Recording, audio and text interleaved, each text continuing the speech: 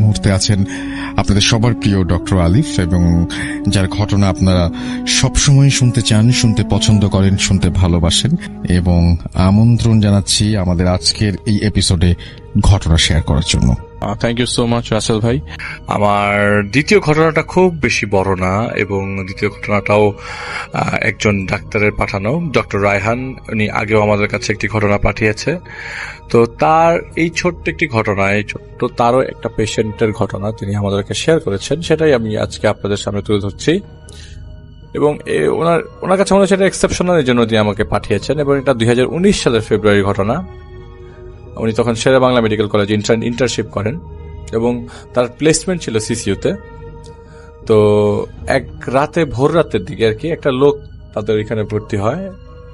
তো বুকে ব্যথা ছিল, শ্বাসকষ্ট ছিল, এবং প্রচন্ড ঘাম ছিল।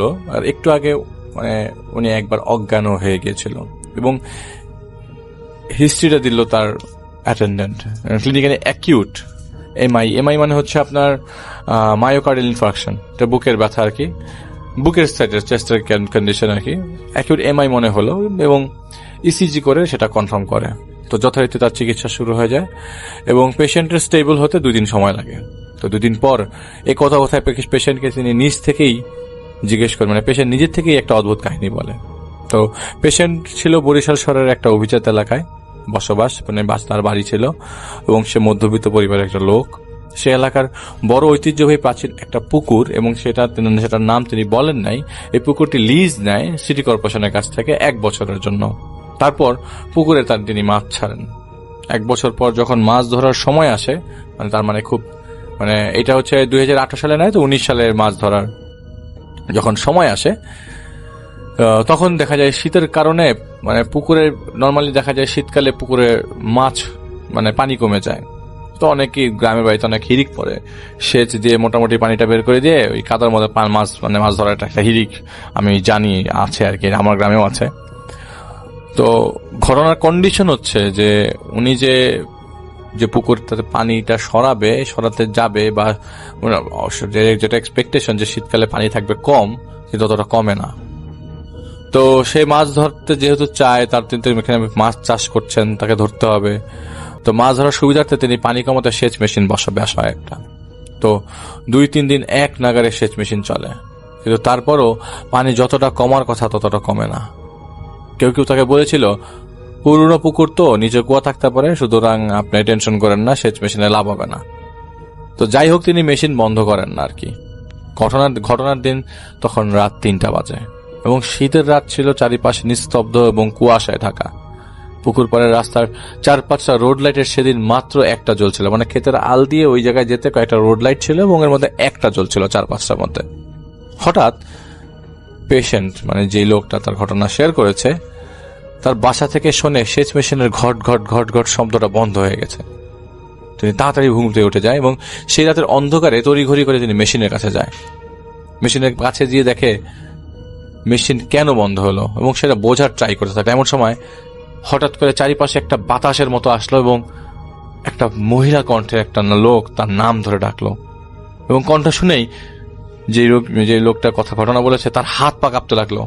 কারণ এই নারী কণ্ঠটা হচ্ছে আর যেই হোক কোনো মানুষের না। এই মহিলা কণ্ঠটা যিনি দিচ্ছেন বা যে নামে ডাকছেন, এটা কোনো মানুষের হতেই পারে না। এবং সেই কণ্ঠটা ওই রোগীর নাম ধরে বলল, এটা যে আমার পুকুর, তুমি যেটা জানো, তুমি কিভাবে পানিতে সেচ মেশিন বসিয়েছ, এবং আমার অনুমতি তো নাও নাই, তোমার সাহস তো অনেক বড়। তো এই পেশেন্টটা আশপাশে তাকিয়ে কাউকে দেখতে পায় না, এবং সাহস করে বলে, আমি অনেক টাকা দিয়ে লিজ নিয়েছি এই পুকুরটা, এবং এটাতে মাছ ছেড়েছি এবং মাছ ধরবো, তাই পানি কমাতে মেশিন বসিয়েছি। কণ্ঠটা বলল, আমার পুকুর, এই পুকুরে যা থাকে সব আমার, মাছও আমার। এবং রোগী বলল, না, এটা তো আমি লিজ নিয়েছি।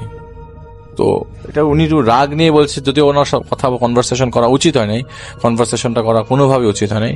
ওই কণ্ঠটা বলে যে, মাছ নিবি। রোগী বলল, পেশেন্ট দেখলো অন্ধকারে পুকুরের কালো পানিতে সাদা সাদা কি জানি ভেসে উঠছে, এবং উনি বুঝতে দেরি লাগলো না, এইটা তারই চাষ করা মাছ, সব মরে ভেসে উঠেছে। মাছগুলা ভেসে ওঠার পর পুকুরের একটা মানে পুকুরের মাঝখান দিয়ে কেমন পানিটা ঘুরপাক খেতে লাগলো। হঠাৎ করে পুকুরের মাঝখান থেকে একটা অবয়ব টাইপের কিছু একটা বের হচ্ছে এবং অবয়বটার চারিপাশে চুল দিয়ে ঢাকা, পুরোটাই আবৃত। বিশাল দেহের কিছু একটা পুকুরের মাছ থেকে পানিগুলি ঘুরছে, সাদা জিনিসগুলো ঘুরছে, এর মধ্যে ওই অবয়বটা উপরে উঠতে লাগলো। এবং উপরে উঠার সময় তিনি যেটা আবছা আলোয় খেয়াল করেন যে মোটামুটি কুয়াশাতে কিছুই বোঝা যাচ্ছে না, কিন্তু এই কুয়াশা, এই শিশির, এই সব মিলিয়ে মনে হচ্ছিল যে ওই অবয়বটার গায়ে একটা সাদা শাড়ি লেপটে আছে। তার সারা চুলগুলো হচ্ছে ভিজা, মানে চুলগুলো এরকম ভিজা, মানে সোজা সব, মানে ভিজা আছে, পানি পড়ছে এরকম অবস্থা। এবং ওই কন্ডিশনটা দেখার পর আর চেহারা, মানে উনি বলেছেন যে যেটা উনি এইরকম চেহারা আগে তিনি কখনো দেখেন না এবং এটাকে তিনি কখনো দেখতে চান না। ওই চেহারা পুরোটাই পোড়া অবস্থায় ছিল, পুড়ে গেছিল এবং দাঁতগুলা, মানে মুখের মধ্যে কোনো স্ট্রাকচার প্রপারলি বোঝা যাচ্ছিল না।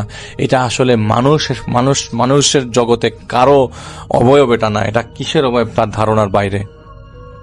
এবং ওই মহিলা কণ্ঠ বলল, কি ব্যাপার, মাছ নে মাছ।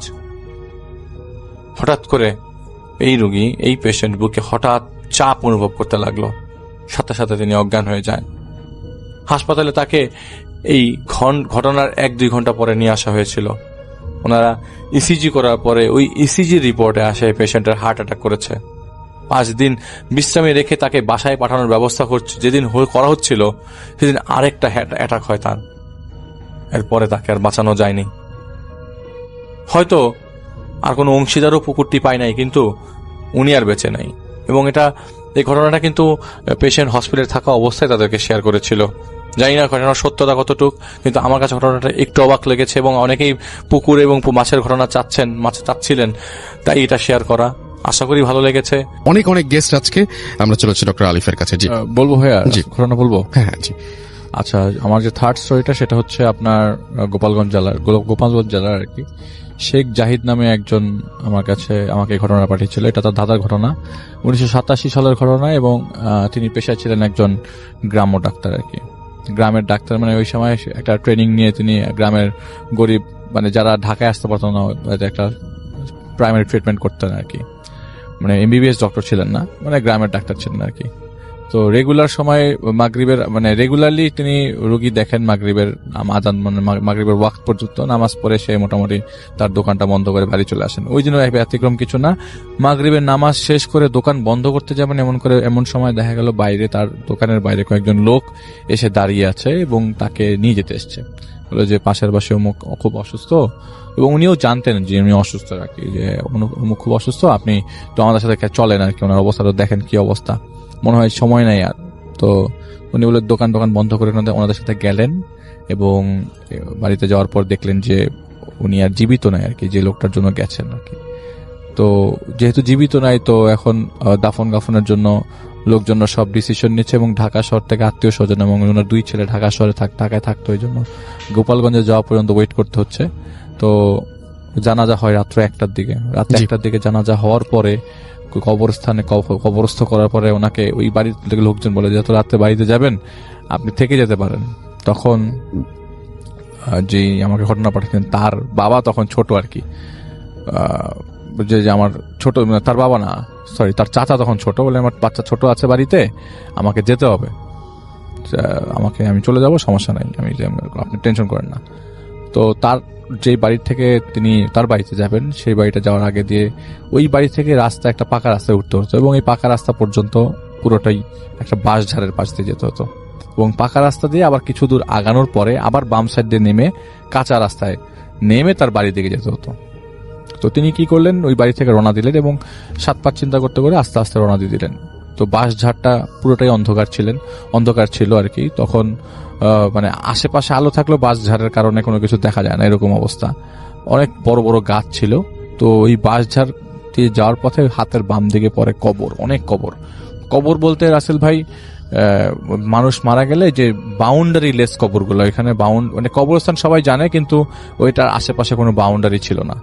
কিন্তু পাশ দিয়ে একটা রাস্তা গেছে, এটা পাকা রাস্তার দিকে উঠে উনি রাস্তা দিয়ে হেঁটে হেঁটে যাওয়ার সময় হঠাৎ করে দেখলো যে তার সামনে যে একটা বিড়াল দৌড়ে গেল খুব সিম্পলি, খুব নর্মালি তিনি বুঝলেন যে বিড়াল যেতেই পারে, খুব আহামরি কিছু না। উনি হাঁটা দিলেন এবং উনি এসব জিনিস খুব কম বিশ্বাস করতেন যে তার উপরে কিছু আছর করবে, তাকে কেউ ভয় দেখাবে, তিনি কিছু দেখবেন। যেহেতু আগে কিছু দেখেননি, এখনো কোনো কিছুর ভয় নাই তার।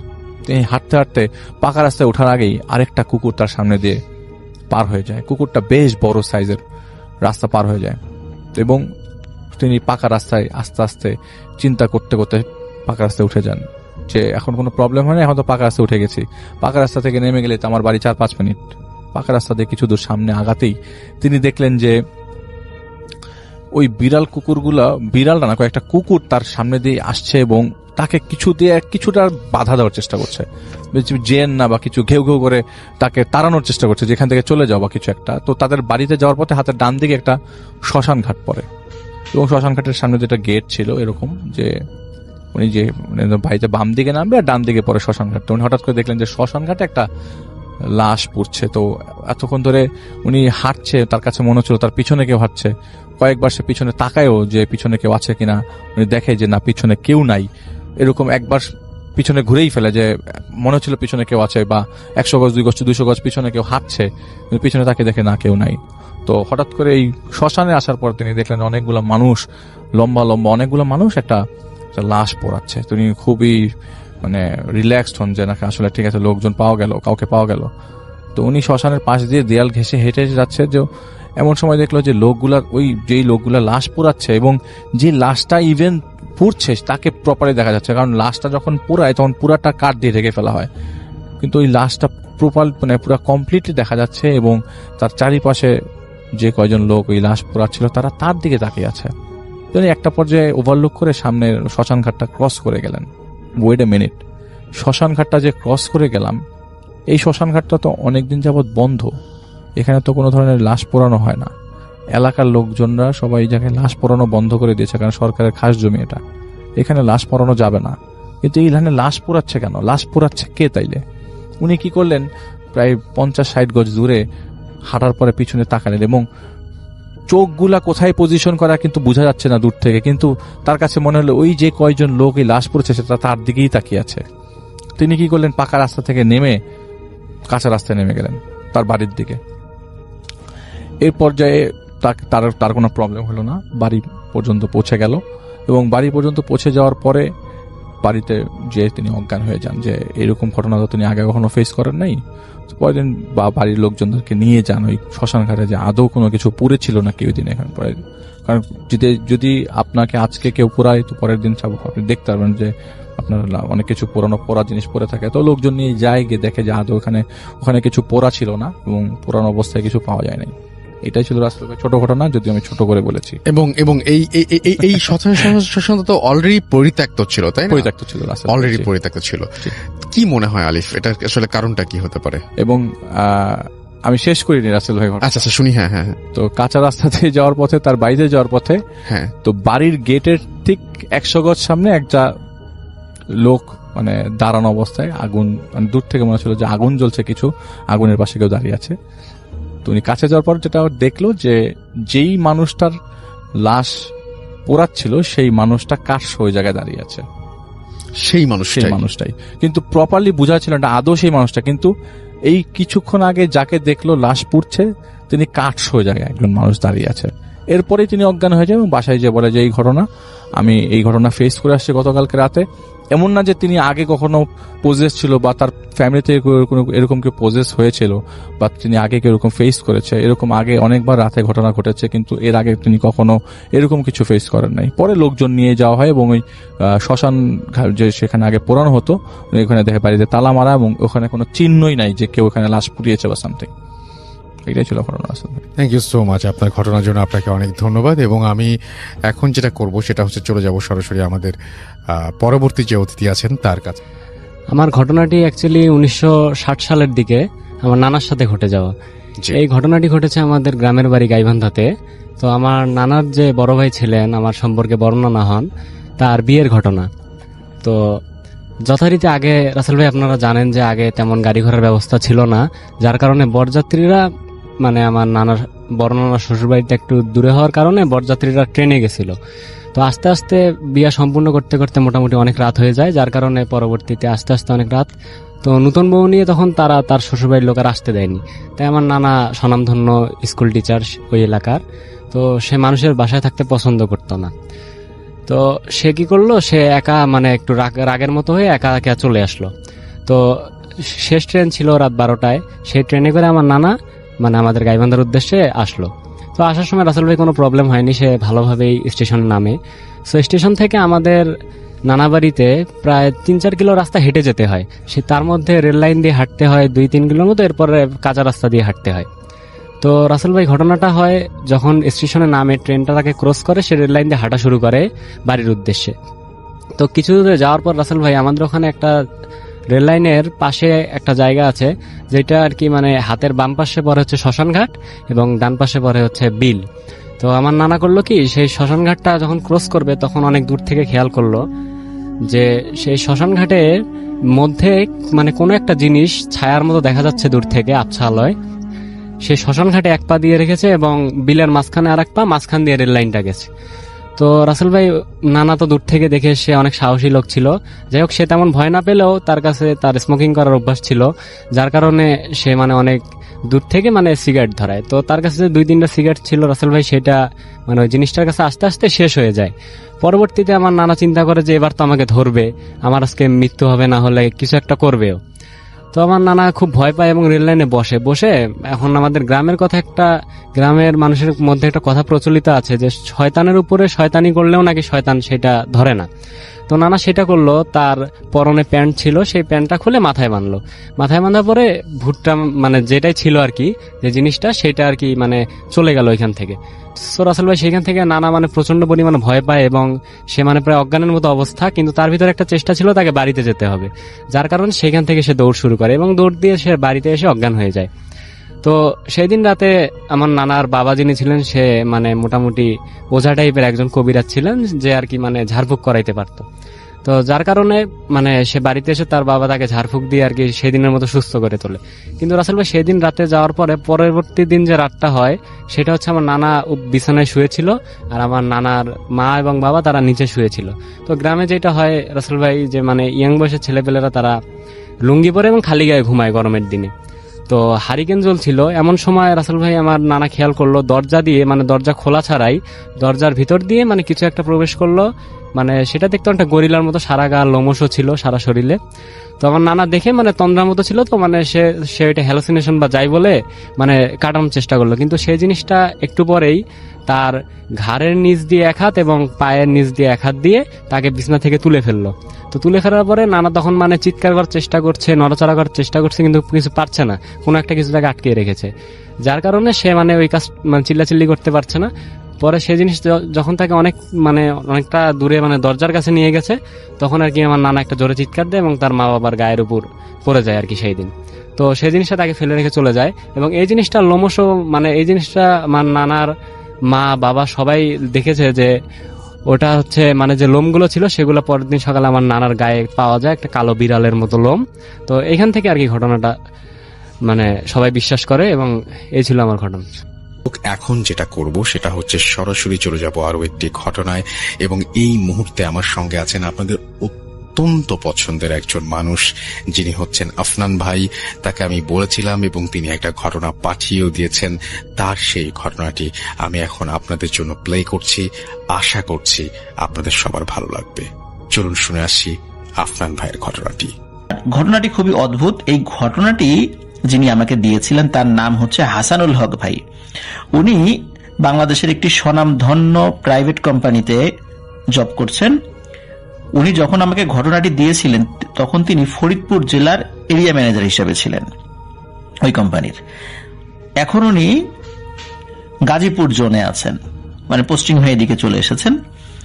তো ঘটনাটি ঘটেছিল 2019 সালে। আর ঘটনাটির অন্যতম একজন প্রত্যক্ষ সাক্ষী হচ্ছে হাসানুল হক ভাই।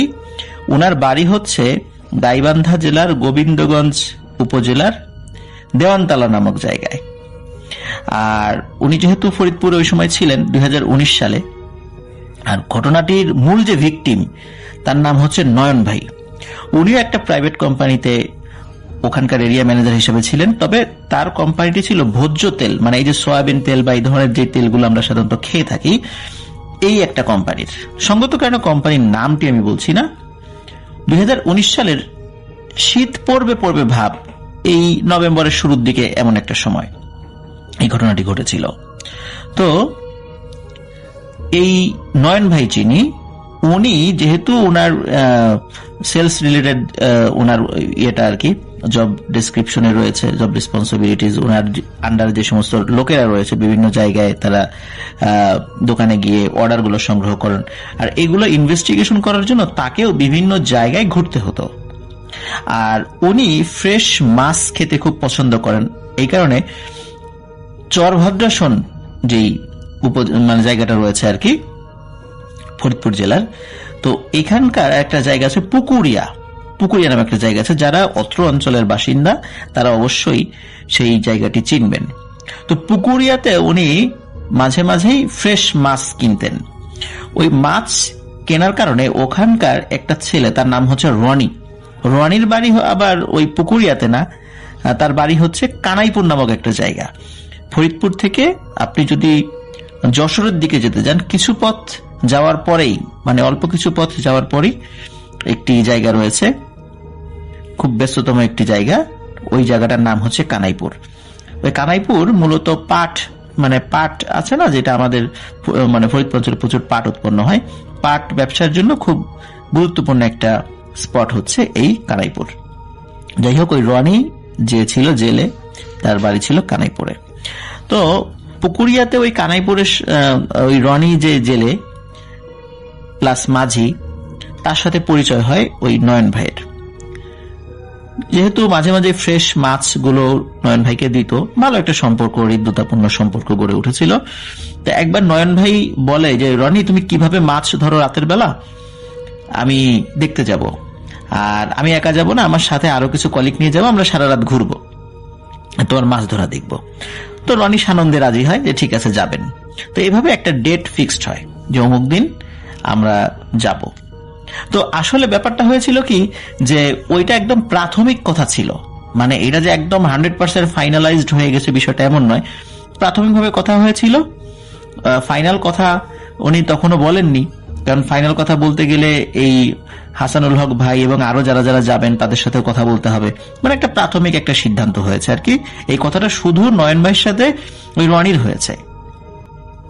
যাই হোক, এদিকে কি হয়েছে, ব্যস্ততার কারণে নয়ন ভাই উনি এই হাসানুল হক ভাই বা অন্যান্যদেরকে সেভাবে বলার সুযোগ পাননি। ওদিকে কি হয়েছে, ওই যে রনিকে যেই সম্ভাব্য তারিখ বলেছিল, ওই তারিখে রাতের বেলা বলতে সন্ধ্যার বেশ কিছু পর বা এসার সময় হয়ে যাচ্ছে এমন একটা সময়, তখন রনি এসে নয়ন ভাইয়ের বাসায় হাজির। এসে বলতেছে যে ভাই চলেন, আজকে আমরা যাব, আজকে মাছ ধরতে যেহেতু আমি যাচ্ছি, আজকে নৌকাতে তেমন লোকও নেই, আপনি গেলে ভালো হবে। তখন উনি চিন্তা করেছেন যে ঠিক আছে তাহলে যাই। ওদিকে হাসানুল হক ভাই বা তাদেরকে যে ফোন দিতে হবে বা কি করতে হবে, এই বিষয়টা আসলে ওনার মাথায় কাজই করছিল না। তো রনির সাথে উনি চলে যান, রনির সাথে নৌকায় উনি ওঠেন। নৌকায় উনি যখন উঠেছেন তখন উনি আকাশের দিকে তাকিয়ে খেয়াল করছেন যে চাঁদ, আকাশের চাঁদটি উঠেছে, সেই চাঁদটি খুব চিকন, মানে চন্দ্র মাসের 1 তারিখে আমরা অনেক সময় শাওয়ালের চাঁদ দেখি না, বা রমজানের চাঁদ দেখি, একদম চিকন করে যখন ওঠে আর কি, ঠিক তেমন, মানে আমরা বলি না ঈদের চাঁদ চিকন হয়, উনি যখন দেখছিলেন তখন দেখছিলেন চাঁদটা খুব চিকন, উনি একদম স্বাভাবিকভাবেই দেখেছিলেন। যাই হোক, উনি নৌকায় উঠে যান, নৌকা নিয়ে রনি চলতে থাকে। নৌকা চলতে চলতে আস্তে আস্তে নদীর ভেতরে চলে আসে। তো রনিকে উনি অনেক প্রশ্নই করেন, কিন্তু রনি অল্প কিছু উত্তর দেয়। তো রনি কথা হালকা পাতলা বলছে, খুব বেশি বলছে না, খুব ডিপে যাচ্ছে না কথাবার্তা। এক পর্যায়ে রনি বলে যে ভাই আজকে আর মাছ ধরবো না, মাছ ধরতে গেলে তো অনেক সময় ব্যয় হবে, আজকে আপনাকে নিয়ে সারা রাত শুধু ঘুরবো আমি, আপনি আর 300-400 টাকা আমাকে বাড়িয়ে দিয়েন, আমার যে খরচ। ওই নৌকাটা আবার ইঞ্জিন চালিত নৌকা ছিল, তো যার কারণে মোটামুটি অনেক দূর ঘোরা যাবে আর কি। উনি বললেন আচ্ছা ঠিক আছে, তোমাকে টাকা বাড়িয়ে দেবো, আজকে মাছ ধরার দরকার নাই, চলো আজকে আমরা ঘুরি। ওকে ফাইন, তারা ঘোরা শুরু করে। এর মধ্যে কি হয় যে দীর্ঘ সময় নৌকার উপর বসে থাকতে থাকতে নয়ন ভাইয়ের ঘুম চলে আসে। তো উনি কখন যে ঘুমিয়ে পড়েছেন ওনার ঠিক মনে নেই। তো ওনার ঘুম ভেঙে যায় এবং উনি কতক্ষণ যে ঘুমিয়েছিলেন সেটা উনি বুঝতে পারছেন না। তখন ঘুম ভেঙে যায় নৌকার দুলুনির কারণে, নৌকা এপাশ ওপাশ দুলছে। তো উনি ঘুম যখন ভেঙে যায়, উনি নৌকার উপর শুয়েছিলেন, তো চোখ খুলেই ওনার চোখ ছানা বড়া হয়ে যায়, চোখ বড় বড় করে তাকিয়ে দেখেন কি ব্যাপার, চাঁদ এত বড় হলো কিভাবে? ঠিক ওনার মাথার উপরে চাঁদ, এবং দেখছেন চাঁদটা অনেক বড়, মানে অনেক মনে হচ্ছে সূর্যের মতো, আর এটা একদম পূর্ণ চাঁদ। অথচ উনি যখন নৌকায় উঠেছিলেন তখন উনি দেখেছিলেন একদম চিকন চাঁদ। তো এত অল্প সময়ের মধ্যে চিকন চাঁদ পূর্ণ চাঁদ হয়ে গেল, এটা কি সম্ভব? এটা হতেও তো বেশ কিছুদিন সময় লাগে, তো এটা কিভাবে হলো?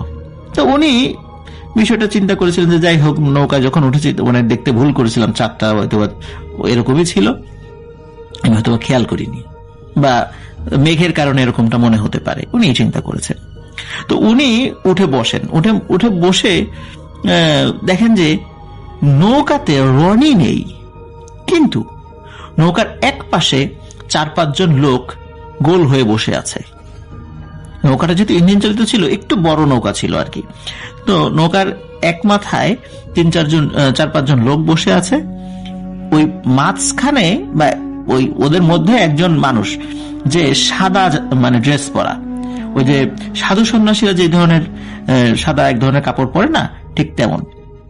চাঁদের আলোতে স্পষ্ট উনি দেখতে পাচ্ছিলেন সেই লোকটির মাথায় টিকি রয়েছে, মানে ঝুঁটি রয়েছে, কিন্তু মাথায় টাক পরা, পেছনের যে লম্বা লম্বা চুল রয়েছে সেগুলোতে ঝুঁটি পাকানো, স্বাভাবিক মানুষের মতোই তার মনে হচ্ছিল তাকে। তো তারা বসে বসে কি যেন মানে জিকিরের মতো করছে, মানে মন্ত্র জপতেছে, কি যে পড়তেছে এইটা কিন্তু নয়ন ভাই বুঝতে পারছিলেন না। তো উনি বোঝার চেষ্টা করছিলেন যে তারা কি বলছে, কিন্তু রনি গেল কোথায়? ও তো নৌকাতেই ছিল, আর এরাই বা কারা? তো উনি তাদেরকে আসলে ওইভাবে ডাকাডাকি করতেছিলেন না। উনি চিন্তা করেছিলেন হয়তো আমি ঘুমিয়েছিলাম, কোনো কারণে কোনো লোক উঠতেও পারে। তো উনি পকেট থেকে ওনার মোবাইল ফোনটা বের করেন, ওনার হাতে স্মার্টফোন ছিল। উনি স্মার্টফোন দিয়ে নৌকাতে ওনারা যারা বসেছিলেন ওনাদের কয়েকটি ছবি তোলেন। ছবি তোলার পর উনি আবার চেক করেন যে ছবিটি উঠেছে কিনা, তো ছবি উঠেছে। এরপর উনি আস্তে আস্তে ওই লোকগুলোর কাছে যান, কাছে গিয়ে দেখেন প্রকাণ্ড আকৃতির একটা ইলিশ মাছ ওনাদের মাঝখানে রেখেছে, এবং ওনারা বেশ কিছুক্ষণ মন্ত্র পড়ছে, এবং কিছু সময় পর ওই যে সাদা কাপড় পরা ঝুঁটিওয়ালা ওই মানুষটি, মধ্যবয়সী ওই মানুষটি, সে ওই ইলিশ মাছের গায়ে ফু দিচ্ছে। তো উনি প্রথমে কিছু জিজ্ঞেস করেন, কিন্তু ওরা কোনো উত্তর দেয় না, ওরা ওদের মতো করে মন্ত্র জপে যাচ্ছে। তো উনি নৌকার মাঝখানে বসেন, উনি বুঝতে পারছিলেন না যে আসলে উনি কোনো বিপদে পড়েছেন না কি হচ্ছে, উনি ঠিক বুঝতে পারছিলেন না। এদিকে একটা বিষয় হলো, রনির মোবাইল ফোন নাম্বার আবার নয়ন ভাইয়ের কাছে ছিল না। তো উনি যে তাকে ফোন করবে, তার ফোন নাম্বার আবার তার কাছে নেই। মানে অনেক দিনের পরিচয়, কিন্তু ফোন নাম্বার নেওয়ার প্রয়োজন বোধ করেনি, কারণ সবসময় তো মাছ কিনতে গেলে তার সাথে দেখা হয়, কোনো কারণে ফোন নাম্বার আর কি নেওয়া হয়নি। তো এখন রনি কোথায় গেল, তাকে ফোনও করতে পারছে না। হঠাৎ করে উনি লক্ষ্য করলেন এই নৌকাটি চারদিকে কি যেন একটা প্রাণী ঘুরছে, মানে চারদিকে মানে বৃত্তাকারে ঘুরছে নৌকার চারদিকে। মনে হচ্ছে বিশাল কোন একটা প্রাণী, গডজিলা বা এরকম কিছু হবে, এইরকম কিছু একটা ঘুরছে চারদিকে, এবং তার ক্রমাগত ঘোরার ফলে এক ধরনের পাক সৃষ্টি হয়েছে ওইখানে। সেটা কোনো তীব্র পাক ছিল না, সাধারণ একটা পাক সৃষ্টি হয়েছে, মানে এমন কোনো পাক না যে নৌকাটি ডুবে যাবে সেখানে। তো পাক সৃষ্টি হয়েছে। এদিকে এই যে পাকটা সৃষ্টি হয়েছে এবং একটি প্রাণী যে চারদিকে ঘুরছে, ওই যে 4-5 জন লোক সেখানে বসে আছে, এইটা নিয়ে তাদের কোনো ভ্রুক্ষেপই নেই, মনে হচ্ছে তারা এইটার অপেক্ষাতেই ছিল। মোহন ভাই হঠাৎ করে দেখতে পান ওই যে প্রাণীটি, সেটা তার মানে চারদিকে যে ঘুরছিল সে ঘোড়াটা থামিয়ে দিয়ে তার শরীরটাকে ভাসিয়ে দেয় পানির উপরে। এটি কি আসলে মানুষ, কোনো মূর্তি, না কোনো প্রাণী, বা এটা যে কি, এটা উনি বুঝতে পারছিলেন না। এটা না মানুষ, না কোনো মূর্তি, না কোনো মাছ, এটা যে আসলে কি ধরনের প্রাণী সেটা বুঝতে পারছিলেন না। সেটি পানির উপর থেকে তার কোমর পর্যন্ত ভাসিয়ে দেয়। আর ওই যে সাদা ড্রেস পরা লোকটি ছিল, সে ওই ইলিশ মাছটি উঁচু করে ধরে এবং ওই প্রাণীটি তার 2 হাত বাড়িয়ে দেয় এবং ওই ইলিশ মাছটি ওই প্রাণীটির হাতে দিয়ে দেয়। ওই প্রাণীটি ওই মাছ নিয়ে আবার পানির মধ্যে চলে যায়, আবার কিছুক্ষণ ঘুরতে ঘুরতে অদৃশ্য হয়ে যায়। এরপরে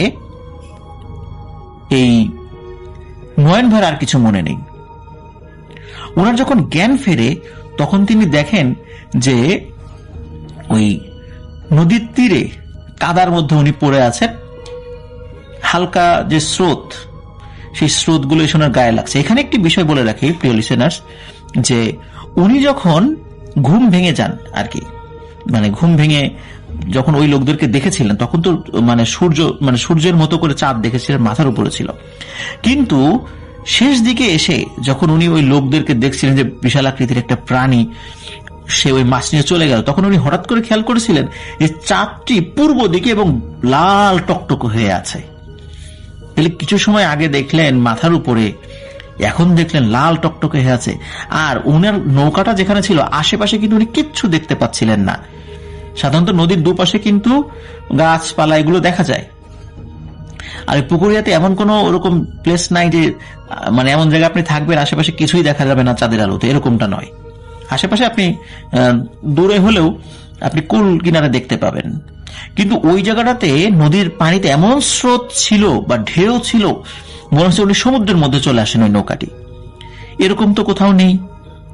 তো উনি যখন এই বিষয়গুলো দেখেছিলেন তখন উনি নৌকার উপরে আর সেন্স ধরে রাখতে পারেননি, উনি ভয়ে সেন্সলেস হয়ে গিয়েছিলেন।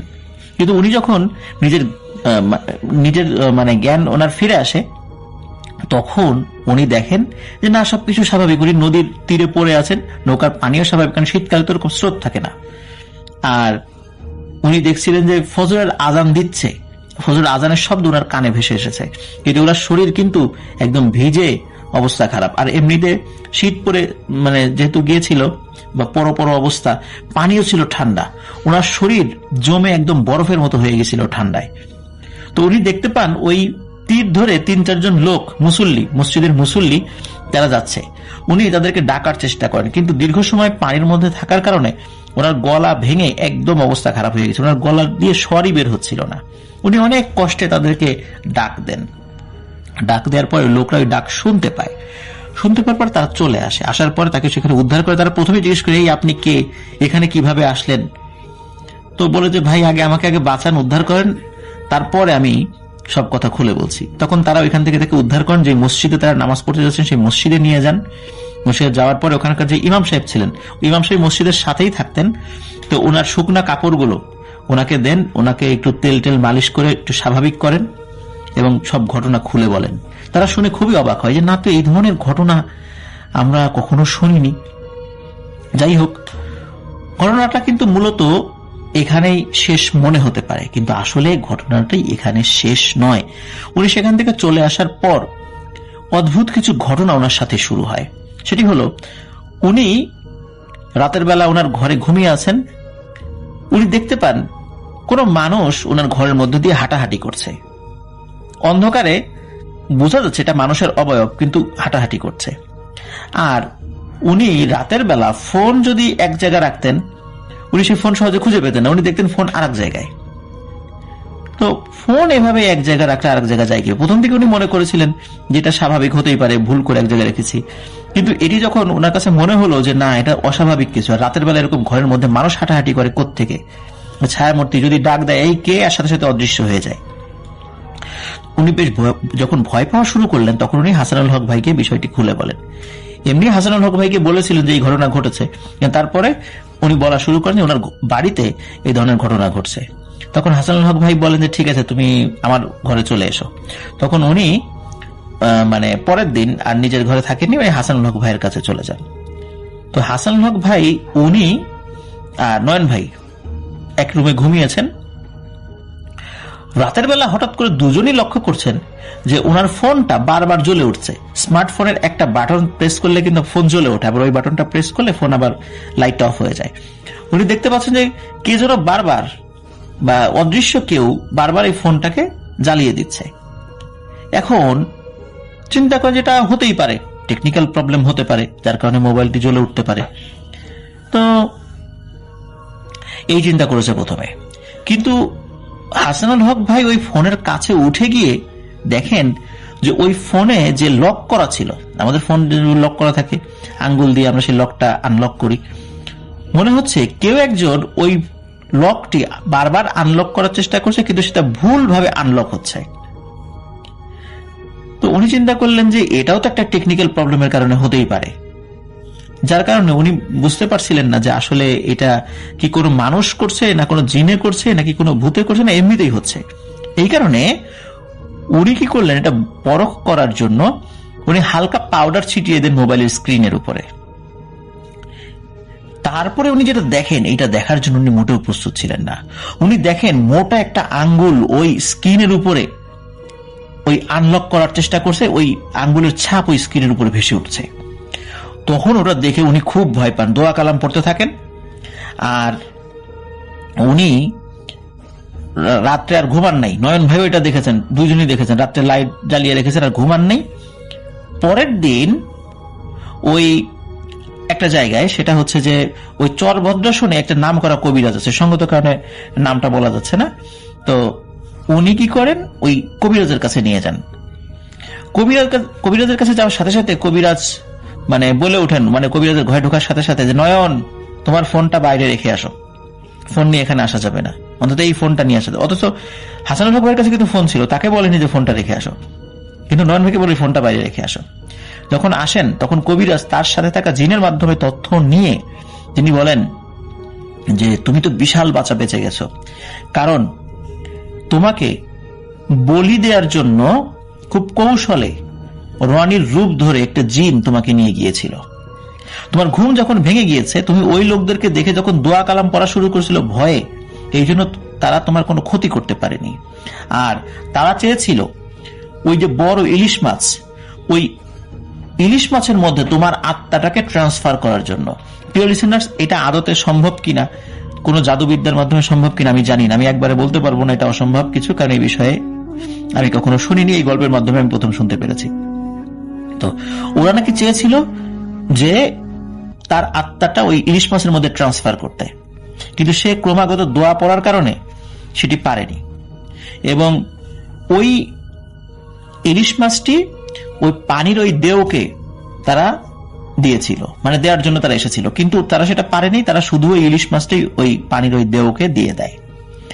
এবং সে খুশি হয়নি, মানে সে যেই জন্য এসেছিল, তাকে যে ডাকা হয়েছিল সেটা সফল হয়নি।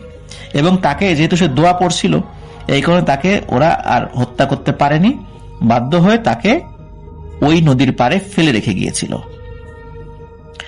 আর সেই নৌকাটির আর কোনো হদিস পাওয়া যায়নি।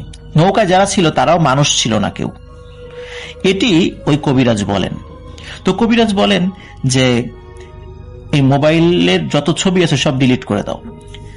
কিন্তু সমস্যা দেখা গেল কি, ওই যে মোবাইলে উনি যে ছবি তুলেছিলেন, উনি কিন্তু বাড়িতে ফেরত আসার পর ওই ছবিগুলো আবার চেক করেছিলেন।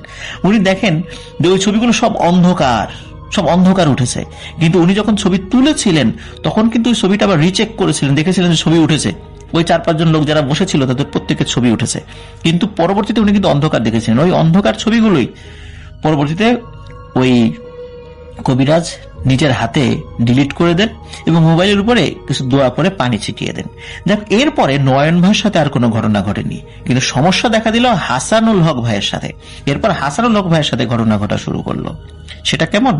সেটি হচ্ছে এই ঘটনার পর থেকে যখন ওই কবিরাজের কাছ থেকে ফেরত চলে আসলেন, কবিরাজের কাছ থেকে ফেরত আসার পর নয়ন ভাই যখন রাত্রে ঘুমিয়ে থাকতেন, তখন তিনি দেখতেন একটি বাচ্চা ঘরের মধ্যে দৌড়াদৌড়ি করছে। তো উনি বুঝতে পারতেন না যে আসলে কি, উনি কি প্রথম দিকে চিন্তা করেছেন হয়তো ভুল দেখেছেন, তো এই কারণে উনি প্রথম দিকে বুঝতে পারেননি। কিন্তু পরে দেখছেন যে এটা তো আসলে একটা বাচ্চা ওনার ঘরের মধ্যে দৌড়াদৌড়ি করছে। তো উনি দোয়া কালাম পড়তে থাকেন। এক রাতে উনি দেখতে পান যে এক রাতে উনি দেখতে পান যে লাল শাড়ি পরা, ঘোমটা পরা একজন মহিলা, তার মুখ দেখা যাচ্ছে না, ওই মহিলাটি এসে ওই বাচ্চাটির হাত ধরে নিয়ে চলে গেল। এখন কোথায় নিয়ে চলে গেল? মনে হচ্ছে কোনো একটা মা তার সন্তানকে নিয়ে চলে গেল। সব বাচ্চারা ছোটাছুটি দৌড়াদৌড়ি করে না, ঠিক এমনটা। এরপর থেকে ওই বাচ্চাকে উনি আর যদিও কখনো দেখেননি, কিন্তু হাসানুল হক ভাইয়ের সাথে এখনো অনেক ঘটনা ঘটে চলছে। শুনে চলে যাবো তার দ্বিতীয় ঘটনায়। আপনি প্লিজ আরো একবার আপনার নামটা বলবেন, তারপর আপনি কোথা থেকে এসেছেন সেটা বলবেন, তারপর আপনার ঘটনায় যাব। আসসালামু আলাইকুম, আমার নাম আশিক সাইফ, আমি এসেছি ঢাকার কাঁঠালবাগান বাজার থেকে। আমরা ঘটনায় চলে যাই। গতকালকেই আমার মার মুখ থেকে একটা ঘটনা শুনে আমি খুব আশ্চর্য হলাম যে আমার নানির সঙ্গে জিনদের খুব ভালো একটা সম্পর্ক ছিল, এরকম একটা ঘটনা। তাকে খুব অত্যাচার করত, তার সঙ্গে তাকে ধরে নিয়ে চলে যেত, আবার দিয়ে যেত, এরকম অনেক ঘটনা তার সঙ্গে ঘটে। অনেক বছর ধরে তার জিনের এই সমস্যাটা ছিল। তো অনেক অসংখ্য ঘটনার মধ্যে একটা ঘটনা আমি আমার মার কাছ থেকে গতকাল রাতে জানতে পারি। সেটা হলো, আমার মারা 4 বোন এবং 2 ভাই। তো বড় বোনের সবার বড় যে খালা আমার, তার বিয়ে হয়ে যায় অনেক আগেই, প্রায় 1972-73 সালে তার বিয়ে হয়ে যায়। তারপর আমার মারা তখন ছোট ছোট, আমার মা এবং তারা আরো 2 বোন, মানে টোটাল 3 বোন। আমার মারা 3 বোন, তারা খুব ছোট ছোট। তখন আমাদের গ্রামের বাড়িতে আপনার বিদ্যুতের কোনো ব্যবস্থা বা এই ধরনের কিছু নেই, ওই হারিকেন জাতীয় জিনিসপত্র দিয়েই চলতে ফিরতে হয়। তো একদিন আমার নানি সন্ধ্যাবেলায় বলছে যে তোমরা ভাত খেয়ে নাও। তো আমার মা বলছে যে এখন তো এত সন্ধ্যা, আমরা তখন পড়তে বসবো, তুমি তো প্রতিদিন আমাদেরকে পড়তে বসাও সন্ধ্যাবেলা, এত তাড়াতাড়ি ভাত খাবো কেন? বলছে না, আমি তোমাদেরকে ভাত খেতে বলছি, তাড়াতাড়ি ভাত খেয়ে শুয়ে পড়ো। বলছে এত তাড়াতাড়ি শুয়ে পড়তে হবে? বলছে হ্যাঁ। তখন আমার মা বলছেন যে আমার নানির দিকে দেখে বলছেন যে আমার মার চোখ তখন জল জল করছে, লাল হয়ে আছে, অনেক রাগান্বিত চোখ টোক, একদম লাল অবস্থা। তার সঙ্গে বেশি কথা বললে হয়তো পিটাবে বা মারবে, এরকম একটা ব্যাপার স্যাপার। তো আমার মারা বুঝতে পারলেন যে আজকে হয়তো আমার নানির সঙ্গে কোনো খারাপ কিছু হতে যাচ্ছে, যার কারণে তার আচরণটা এরকম অস্বাভাবিক হয়ে যাচ্ছে। তখন আমার মা বা খালারা কোনো কথাবার্তা না বেশি বলে তারা ভাত খেয়ে নেয়। ভাত খেয়ে তারা শুয়ে পড়ে এবং আমার নানিও তাদের সঙ্গে শুয়ে, একটা বড় খাট আমার নানার ঘরে, সেই খাটের মধ্যে আমার নানি এবং তার 3 মেয়েকে নিয়ে শুয়ে পড়ে।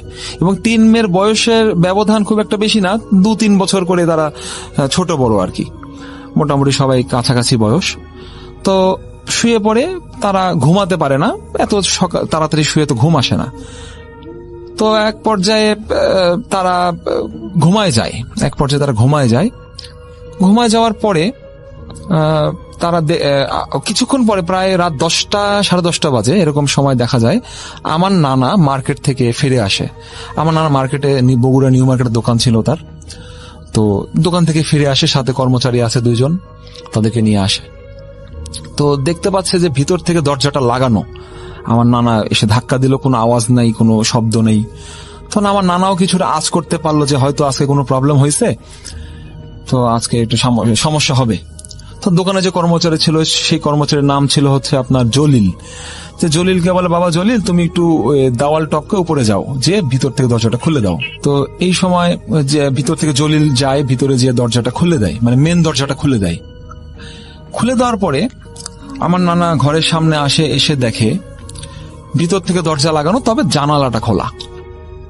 আমার নানার ঘরে 3টা জানালা ছিল, একটি জানালা উত্তর দিকে, একটি জানালা দক্ষিণ দিকে, 2টা জানালা, এরকম টোটাল 3টা জানালা। তো যে জানালাটা আপনার দক্ষিণ দিকে, সেই জানালাটা খোলা এবং আমার নানা টর্চের আলোতে দেখতে পাচ্ছে যে তার 3 মেয়ে বিছানায় শুয়ে জড়সড় হয়ে শুয়ে আছে এবং তারা খুব ভয়ে ভীত সন্ত্রস্ত একটা ব্যাপার স্যাপার। তাকে বল, আমার নানা বলে, মা তোমরা দরজাটা খুলে দাও, আমি বুঝতে পারছি কি সমস্যা হয়েছে, তুমি দরজাটা খুলে দাও। তো বলছে, না আব্বা, আমি খুলতে পারবো না। কেন বাবা খুলতে পারবো না কেন? বলছে যে মা যদি খাটের নিচে থাকে বা মার জিন যদি আমাদেরকে পা ধরে টেনে নিয়ে যায়, তারা ভয়ে কেউ নামছে না। তাদেরকে অনেক বোঝানো হচ্ছে, সাহস দেওয়া হচ্ছে, কেউ তারা নামতে রাজি হচ্ছে না। তখন দুই বোন, আমার মা এবং তার বড় বোন বললো ঠিক আছে আমরা দুজনে নামবো, ছোটটা থাকুক, ওকে নিব না, তো যদি মরি তাহলে দুজন একসঙ্গেই মরবো। এরকম অনেক সাহস করে তারা খাট থেকে নেমে কোন রকমের দরজার যে লাঠি দিয়ে দরজাটা লাগানো থাকে গ্রামের বাড়িতে, ওই লাঠিটা তারা খুলে দেয়। খুলে দিয়ে সঙ্গে সঙ্গে আমার নানা ঘরে প্রবেশ করে এবং আমার মাকে এবং খালাকে জড়ায় ধরে, মানে শান্ত করার ব্যবস্থা করেন। তো দেখলেন যে সবই ঠিক আছে, একসঙ্গে শুয়েছে, খেয়েছে, এখন আমার নানি ঘরে নেই, কি হতে পারে বিষয়টা? তখন আমার নানা খেয়াল করলেন উত্তর দিকে যে জানালাটা খোলা, সেই জানালাটা একটা কপাট খোলা আর কি, কাঠের যে কপাটটা খোলা। এবং একটা কথা আমি এখানে বলে রাখি যে আমাদের গ্রামের দিকে জানালা যে গ্রিল গুলো হয়, আগে আমরা এখন দেখি অনেক সময় লোহার গ্রিল হয়, স্টিলের বা লোহার হয়, কিন্তু তখন এটা ছিল না, তখন হতো এটা কাঠের। যে স্টিক গুলো থাকতো, গ্রিলের যে স্টিক গুলো কাঠের হতো। তাহলে আমার নানার মুখ থেকে আমরা গল্প শুনেছি যে কাঠের হওয়ার কারণে নাকি দিক থেকে জিনেরা অবাধে যাতায়াত করার সুযোগ পেত, যদি লোহা হতো তাহলে পারতো না, এরকম একটা ব্যাপার। তো যে জানালা দিয়ে খোলা, উত্তর দিকে জানালাটা খোলা, সে জানালার পাশেই হচ্ছে একটা কবরস্থান। কবরস্থানটা এরকম, আমাদের ওই কবরস্থানটা প্রচলিত যে একটা বড় একটা বট গাছ আছে এবং এই বট গাছের নিচে অনেক অসংখ্য কবর আছে। ফকির পরিবার নামে একটা পরিবার আছে, এই পরিবারের একটা কবরস্থান, পারিবারিক কবরস্থান। এবং মজার বিষয় হচ্ছে যে আমার নানির যে পরিবার, মানে আমার নানির যে পরিবারটা, সেটাকে ফকির পরিবার বলা হয়। এই কবরস্থান এবং বট গাছটা এতটাই বিশাল এবং তার শাখা প্রশাখা এতটাই বড় বড় যে এটা আপনি যদি রাসেল ভাই চোখে না দেখেন বা সামনে না যান আপনি বুঝতে পারবেন না। তার বয়স লোক মুখে শোনা যায়, কেউ বলে 500 বছর, কেউ বলে 700 বছর, কেউ বলে 400 বছর। দীর্ঘ অনেক প্রাচীন একটা বটগাছ, এটার কোন ইতিহাস, সঠিক ইতিহাস কারো কাছে নেই। তো এরকম হতে হতে দেখা যায় যে অনেক সময় আমার নানিকে বিভিন্ন জায়গায় ফেলে রেখে যায় বা দিয়ে যায়, জেনেরা পরবর্তীতে ফেরত দিয়ে যায়, এরকম হয়। কিন্তু ওই দিনে যে ঘটনাটা, সেটা তখন দেখা যায় প্রায় রাত 2-2:30 বেজে গেছে, আমার নানিকে এখনো কোনো খোঁজ খবর পাওয়া যাচ্ছে না। তখন এলাকার সব লোকেরা, যার মুরব্বীরা ছিলেন, আমার নানার ভাইরা ছিলেন বা তার ভাগিনারা ছিলেন কয়েকজন, সবাই হারিকেন নিয়ে, টর্চ লাইট নিয়ে, তারপর গ্রামে আমরা আগে বলতাম হ্যাচাক বাতি, যেটা বলতো হ্যাচাক বাতি নিয়ে তারা বেরিয়ে পড়ে, বিভিন্ন জায়গায় খোঁজাখুঁজি করে, কিন্তু কোথাও তাকে ট্রেস করা সম্ভব হয় না। তার এরকম করতে করতে একটা পর্যায়ে দেখা যায় যে আমার নানার ঘরে যে মানে টিনের যে চালাটা আছে, এখানে হঠাৎ করে একটা যেটা আমরা ইটের টুকরা বলতে পারেন বা কিছু একটা বলতে পারেন, কাঠের টুকরা বলতে, এরকম কিছু একটা পড়ে টিনের উপরে ঝনঝন ঝন করে একটা আওয়াজ হয়। তো যাওয়ার পর আমার নানা তখন বুঝতে পারলেন যে হয় এখন আশেপাশে কোথাও আছে, হয়তো একটা আলামত তোমরা পাচ্ছ যে টিনের আওয়াজ হচ্ছে, তাহলে আমরা আশেপাশে খুঁজলেই পেয়ে যাব, বেশি খুঁজতে হবে না। তো দেখা যায় ঘর থেকে যখন আবার আশেপাশে খোঁজা শুরু করে, তখন ওই বট গাছের একটা ডাল আছে, অনেক মোটা একটা ডাল, প্রায় যে কোনো একটা মানুষ অনায়াসে শুয়ে থাকতে পারবে এরকম একটা ডালের মধ্যে। তো লাইটের আলোতে দেখা যাচ্ছে কিছুটা, দেখা যায় আমার নানির চুলগুলো তখন, তার অল্প বয়সে খুব চুল পেকে গেছিল, সাদা, সব চুল সাদা। তো সেই চুলটা দেখা যায় ঝুলতেছে, তার ওই ডালে থেকে ঝুলছে। তখন বলেছে দেখো ডালের মধ্যে শুয়ে আছে। তো হ্যাঁ, দেখা যায় যে এই কথা সেই কাজ, দেখা যায় আমার নানিকে ডালের উপর শোয়াই রেখে, নানি কিন্তু সেন্সলেস অবস্থায় আছে, অজ্ঞান। তো তাকে লোকজন ধরে টরে নামালো, নামানোর পরে তাকে ওই যে আমার নানার যে ভাই, উনি আবার যে তেল পড়া, পানি পড়া এগুলো দিতে পারতেন, উনি দিয়ে কানের মধ্যে সরিষার তেল, নাকের মধ্যে সরিষার তেল, এগুলো দিয়ে তার জ্ঞান ফেরায় আনা হয়। তখন জ্ঞান ফেরানোর পরে সে কারোর সঙ্গে কোনো কথা বলে না, আমার নানি কারোর সঙ্গে কোনো কথা বলে না, চুপচাপ বসে থাকে, চোখগুলো তার লাল লাল হয়ে থাকে এবং মাথায় অনেক বড় একটা ঘোমটা দিয়ে থাকে। এটা নাকি তার আগে থেকে অভ্যাস। এবং কিছুক্ষণ পরে সে গোসলখানায় চলে যায় গোসল করার জন্য। আমি এখানে বলে রাখি, আমাদের গ্রামের বাড়িতে আগে আমরা এখন যখন প্লাস্টিকের বালতিতে করে পানি নিয়ে গোসল করি, গ্রামে কিন্তু এটা নাই। গ্রামে কি করে, লোহার যে বালতিগুলো থাকে সেটা দিয়ে গোসল করা হয়, অনেক বড় বড় বালতি, চাপকল। তো আমার নানি একাই চাপকল চেপে চেপে ওই বালতি একাই এক হাতে নাকি সে ওইটা মানে উঠাই ফেলতে পারতো, এবং বালতির পর বালতি 10 বালতি 15 বালতি সে পানি দিয়ে গোসল করে ফেলতো একাই। এবং এত বড় বালতি, এত ওজন, লোহার বালতি, এত বড় বালতি পানি নিয়ে সে একা একা গোসল টোসল করতো, অনেকক্ষণ ধরে গোসল করতো। গোসল টোসল করে সে নামাজে বসে পড়তো, এবং কি নামাজ যে সে পড়তো সেটা কেউ বুঝতে পারতো না। নামাজে সে সেজদায় পড়ে থাকতো, ঘন্টার পর ঘন্টা সময় চলে যেত, নাকি সে নামাজ থেকে নাকি উঠতো না। এরকম রাতে শুরু করতো, ফজরের আজান হয়ে গেছে, সে নামাজ থেকে উঠতো না। নামাজ পড়তেছে তো পড়তেছে, সেজদায় গেছে তো গেছেই। যাই হোক, এভাবে দিন চলে যায়, তার জ্ঞান ফিরে আসে, তো আস্তে আস্তে স্বাভাবিক হয়ে যায়। আবার মাসে হয়তো 2 বার বা 3 বার তার এরকম সমস্যাগুলো হতে থাকে। তো এগুলো অনেক দীর্ঘদিনের সমস্যা থাকার কারণে আমার নানারা বিভিন্নভাবে বিভিন্ন হুজুর বা তান্ত্রিক দরবেশের কাছে যায়, তেমন কোনো ভালো ফলাফল পায় না। তো একবার মেদিনীপুরের যে বড় পীর সাহেব আছেন, উনি মারা গেছেন, আমরা জানি সবাই, খুব নামকরা হুজুর। তো ওই হুজুরের মুরিদ ছিলেন আমার নানা। তো হুজুর একদিন বাড়িতে আসেন, এসে বলেন যে বাবা, তোমার এখানে তো অনেক সমস্যা দেখা যাচ্ছে, তো আমি এতটা সমাধান করতে পারবো না, তবে আমি চেষ্টা করে দেখতে পারি কি করা যায়। তো উনি হুজুর খুব চেষ্টা করেন, আপ্রাণ চেষ্টা করেন, বিভিন্ন তদবির করেন, তদবির করে বিভিন্ন প্রকার ঘরের বিভিন্ন সাইডে লোহা পুঁতে রাখেন, বা গাছে তাবিজ বেঁধে দেন, ফু দেন, পানি পড়া, তেল পড়া, অনেক কিছু দেওয়ার পরেও দেখা যায় যে জিনটা আস্তে আস্তে তার কাছ থেকে দূরে সরে যায়। দূরে সরে যায় মানে তার অর্থ এই নয় যে তাকে একবারে ছেড়ে দেয়, দূর থেকে তার উপর দৃষ্টি থাকে।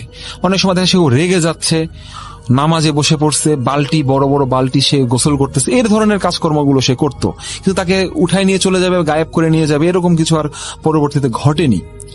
তো সর্বশেষ যখন এটা অনেক বেশি হয়ে যাচ্ছে, যে দূর থেকে দৃষ্টিপাত করলে যে সমস্যাগুলো তার হয়, এই সমস্যার পরে আর কি করা যায় চিন্তা করতে করতে রামশহর নামে, বগুড়া রামশহর নামে একটা জায়গা আছে, মহস্থানগড়ের ঠিক পাশে, ওখানে এক পীর সাহেব ছিলেন, রামশহরের এক পীর সাহেব। ওনার কাছে যান, একটা খবর পেয়ে যান যে পীর সাহেবটা খুব ভালো, বড় হুজুর, তোমরা একটু দেখাও।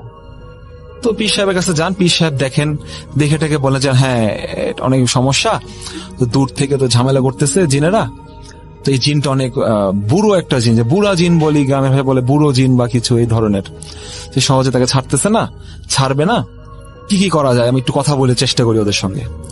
তো মসজিদের মধ্যেই আমার ওই রামশহরে যে পীর সাহেব আছেন, উনি মসজিদের মধ্যেই ধ্যানে মানে বিভিন্ন দোয়া কালাম পড়ে ওখানে বসে জিনদের সঙ্গে একটা কথা বলার চেষ্টা করেন। তো হ্যাঁ, দেখা যায় চালের উপরে, মসজিদে যে টিনের চাল, এই চালের উপরে ঝনঝন ঝনঝন করে বিভিন্ন ধরনের শব্দ হচ্ছে, এবং তখন কোনো মাগরিবের নামাজের পরে আর কি, তখন কোনো বাতাস হওয়ারও কোনো সম্ভাবনা ছিল না বা কিছু। শীতের দিন শুনেছি, দেখা যাচ্ছে যে মসজিদের জানালাগুলো আছে অনেক জোরে জোরে খুলে যাচ্ছে, এবং প্রচুর বাতাস হচ্ছে, অনেক মানে জোরে বাতাস বইছে, এরকম একটা ব্যাপার, এবং টিনের উপর খুব ঝনঝন ঝনঝন করে আওয়াজ হচ্ছে। তখন ওই জিনের ওখানে আসার পরে তার সঙ্গে নাকি কথাবার্তা হয় হুজুরের সঙ্গে। তো হুজুর যেটা জানান যে তোমরা কি চাও, যে একে যে এতদিন ধরে অত্যাচার করছো এর উপরে, তো এটা থেকে ওকে পরিত্রাণ দাও, যদি কি চাও, তোমাদের কি দাবি দেওয়া আছে সেটা বলো, আমি সেটা পূরণ করার ব্যবস্থা করব। তো আমার ঠিক ঘটনাটা ঠিক ওই সময় পুরোপুরি আর মনে নেই, আমার মার ঠিক মনে নেই। তখন জিনেরা কিছু জিনিস চেয়েছিল, যে 2টো খাসি, 2টো মোরগ, এই ধরনের কিছু জিনিসপত্র তারা চেয়েছিল। তখন তাদেরকে সেটা দেওয়া হয়, এবং বলা হয় যে তোমরা যে তাকে ছেড়ে দেবে, এর প্রমাণটা কি, আমি কিভাবে বুঝবো যে তোমরা ছেড়ে দিলা, পরবর্তীতে যদি তুমি আবার ঝামেলা করো বা কিছু। তখন জিনেরা বলেছে, যে জিনটা ছিল সে জিনের সর্দার বলেছিল নাকি, যে আমি যখন যাব, তো মসজিদের উপরে যে আম গাছটা আছে, একটা আম গাছ মসজিদের পাশে, টিনের সেটা বড় আম গাছ, তা আম গাছে যে সবচেয়ে বড় যে ডালটা থাকবে, সে ডালটা আমি ভেঙে দিয়ে চলে যাব। তো বলছি, সত্যি তো তুমি আর আসবে না? না, আমি আম গাছের ডাল ভেঙে দিয়ে যাব, যদি আসো, তুমি যদি আসি তাহলে আপনি যেটা করবেন সেটাই আমি মেনে নেব। বলছে ঠিক আছে, তুমি চলে যাও, আমি তোমাকে ব্যবস্থা করে দিচ্ছি, তোমার এখানে আসা থাকবো, তোমার দাবি তোমার পূরণ করে দিলাম, ভবিষ্যতে যদি কখনো তারপরে তুমি আসো, তখন তো তোমাকে কিন্তু আমি আর ছাড়বো না। হুজুর এটা বলেন। তো বলছে ঠিক আছে হুজুর, আমাকে এবারের মতো মাফ করে দেন। তখন ওই জিনেরা যখন চলে যায়, তখন দেখা যায় আবার ঠিক ওরকম জোরে বাতাস বওয়া শুরু করে, এবং টিনের উপরে ঝনঝন ঝনঝন করে আওয়াজ হয়, এবং মসজিদে যে জানালা বা দরজা যেটা আছে খুব জোরে জোরে খুলে যাচ্ছে, বন্ধ হয়ে যাচ্ছে, এরকম একটা অবস্থা। এবং ঠিক যাওয়ার সময় দেখা যায় আম গাছে যে বড় ডালটা, সেটা তারা গোড়া থেকে ভেঙে দিয়ে চলে যায় এবং ডালটা ঠিক মসজিদের গেটের সামনে এসে পড়ে, বড় একটা ডাল। এবং হুজুর সেখানে নিজে দাঁড়িয়ে থাকেন, আমার নানা, আমার মামা, তারা নিজেরাই দেখতে পারেন যে হ্যাঁ, ডালটা ভেঙে দিয়ে গেছে। এই ডালটা ভেঙে দিয়ে চলে যায়। এরপর থেকে আল্লাহর রহমতে তারপরে আর নানির কোনো সমস্যা আমরা আর দেখতে পারিনি। এই ছিল আমার ঘটনা। আমার কাছে আরো অনেক ঘটনা আছে আমার নানির, আমি পরবর্তীতে ইনশাল্লাহ আপনাদের সঙ্গে শেয়ার করব। Thank you so much. আপনার ঘটনার জন্য আপনাকে অনেক ধন্যবাদ। এবং আমরা চলে যাব আমাদের পরবর্তী অতিথির কাছে। আশা করছি যে তার যে শোনানো ঘটনাটা, সেই ঘটনাটা আপনাদের ভালো লাগবে। গল্পটা উত্তরবঙ্গের একটা জনবিরল অঞ্চলের। এখানে শীতের তীব্রতা এতটাই বেশি যেন জানুয়ারি মাসে দুপুরবেলা সূর্যের আলো কুয়াশার চাদর ভেদ করে জমিতে পৌঁছাতে পারে না। সেই অঞ্চলে একটা শতবর্ষী পুরনো পরিত্যক্ত জমিদার বাড়ি ছিল, যা স্থানীয়দের কাছে ভূতদের কুঠির নামে পরিচিত। এই বিশাল প্রাসাদের একেবারে পিছনের দিকে একটা ঘন জঙ্গলের ভিতরে একটা শ্যাওলা ধরা গভীর কুয়ো ছিল। কুয়োটির চারদিকে অজস্র লতা পাতা আর ঘন গাছপালা। দিনের আলোতেও সেখানে প্রবেশ করতে মানুষ ভয় পেত। এই কুয়ো নিয়ে বহু বছরের পুরনো একটি কিংবদন্তি আছে। এক সময় এক বাড়ির জমিদারের সুন্দরী মেয়ে কুমুদিনী কে এক দুশ্চরিত্র দল চুরি করতে এসেছিল। জমিদার তাদের বাধা দেওয়ায় তারা রাগের মাথায় মেয়েটিকে ধরে এনে এই কুয়ার মধ্যে ফেলে দিয়েছিল। তখন থেকেই নাকি এই কুয়া থেকে মধ্যরাতে এক মেয়ের কান্নার শব্দ আর সাহায্যের জন্য নিঃশব্দ চিৎকার ভেসে আসে। নিঃশব্দের এই কারণ তার গলায় নাকি ভয়ে চেপে গিয়েছিল, তাই সে চিৎকার করেও কোনো আওয়াজ বের করতে পারত না, শুধু তার মুখের হা করে থাকত। গ্রামের কয়েকজন যুবক ছিল যারা সবসময় নিজেদের সাহস জাহির করতে চাইত। তাদের মধ্যে সবচেয়ে জেদি ছিল প্রবীর। সে শহরের নামকরা কলেজ থেকে পড়াশোনা করে গ্রামে ফিরেছে, তাই সবাই ভৌতিক গল্পে তার বিশ্বাস ছিল না। এই সবকে গ্রামের মানুষের কুসংস্কার বলে উড়িয়ে দিত। একদিন শীতের সন্ধ্যায় তারা কুঠির বাহিরে আগুন পোহাচ্ছিল।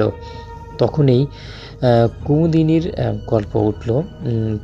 প্রবীর হেসে বলল, ধুর, এসব গাঁজাখুরি গল্প বন্ধ করত। আমি চ্যালেঞ্জ করছি, আমি রাতে ওই কুয়ার কাছে যেতে পারবো এবং প্রমাণ করে দিতে পারবো এর মধ্যে ভূত পেত বলতে কিছুই নেই। তার বন্ধুরা তাকে বারণ করলো, না প্রবীর, ভুলে যাস না, ওটা অভিশপ্ত জায়গা। বিশেষ করে অমাবস্যার রাতে তো সেখানে যাওয়াই যাবে না। শীত সব থেকে বেশি কুয়াশা পড়ে, আজ ওখানে কুমুদি ফিরে আসবে। কিন্তু প্রবীর কোনো কথা না শুনে চ্যালেঞ্জটা গ্রহণ করলো এবং বাজি হলো, প্রবীর যদি কুয়োর কাছ থেকে একটা প্রমাণ, যেমন একটা পুরনো ইট বা শ্যাওলা নিয়ে আসতে পারে, তবে তাকে মোটা অঙ্কের টাকা দিতে হবে। রাত তখন ঠিক 1টা বাজে। আকাশ ভরা কুয়াশা, চারদিকে ঝিঝি পোকার ডাক। প্রবীর একটা হাতের টর্চ লাইট এবং একটা দড়ি নিয়ে কুঠুরের পিছনের জঙ্গলে প্রবেশ করলো।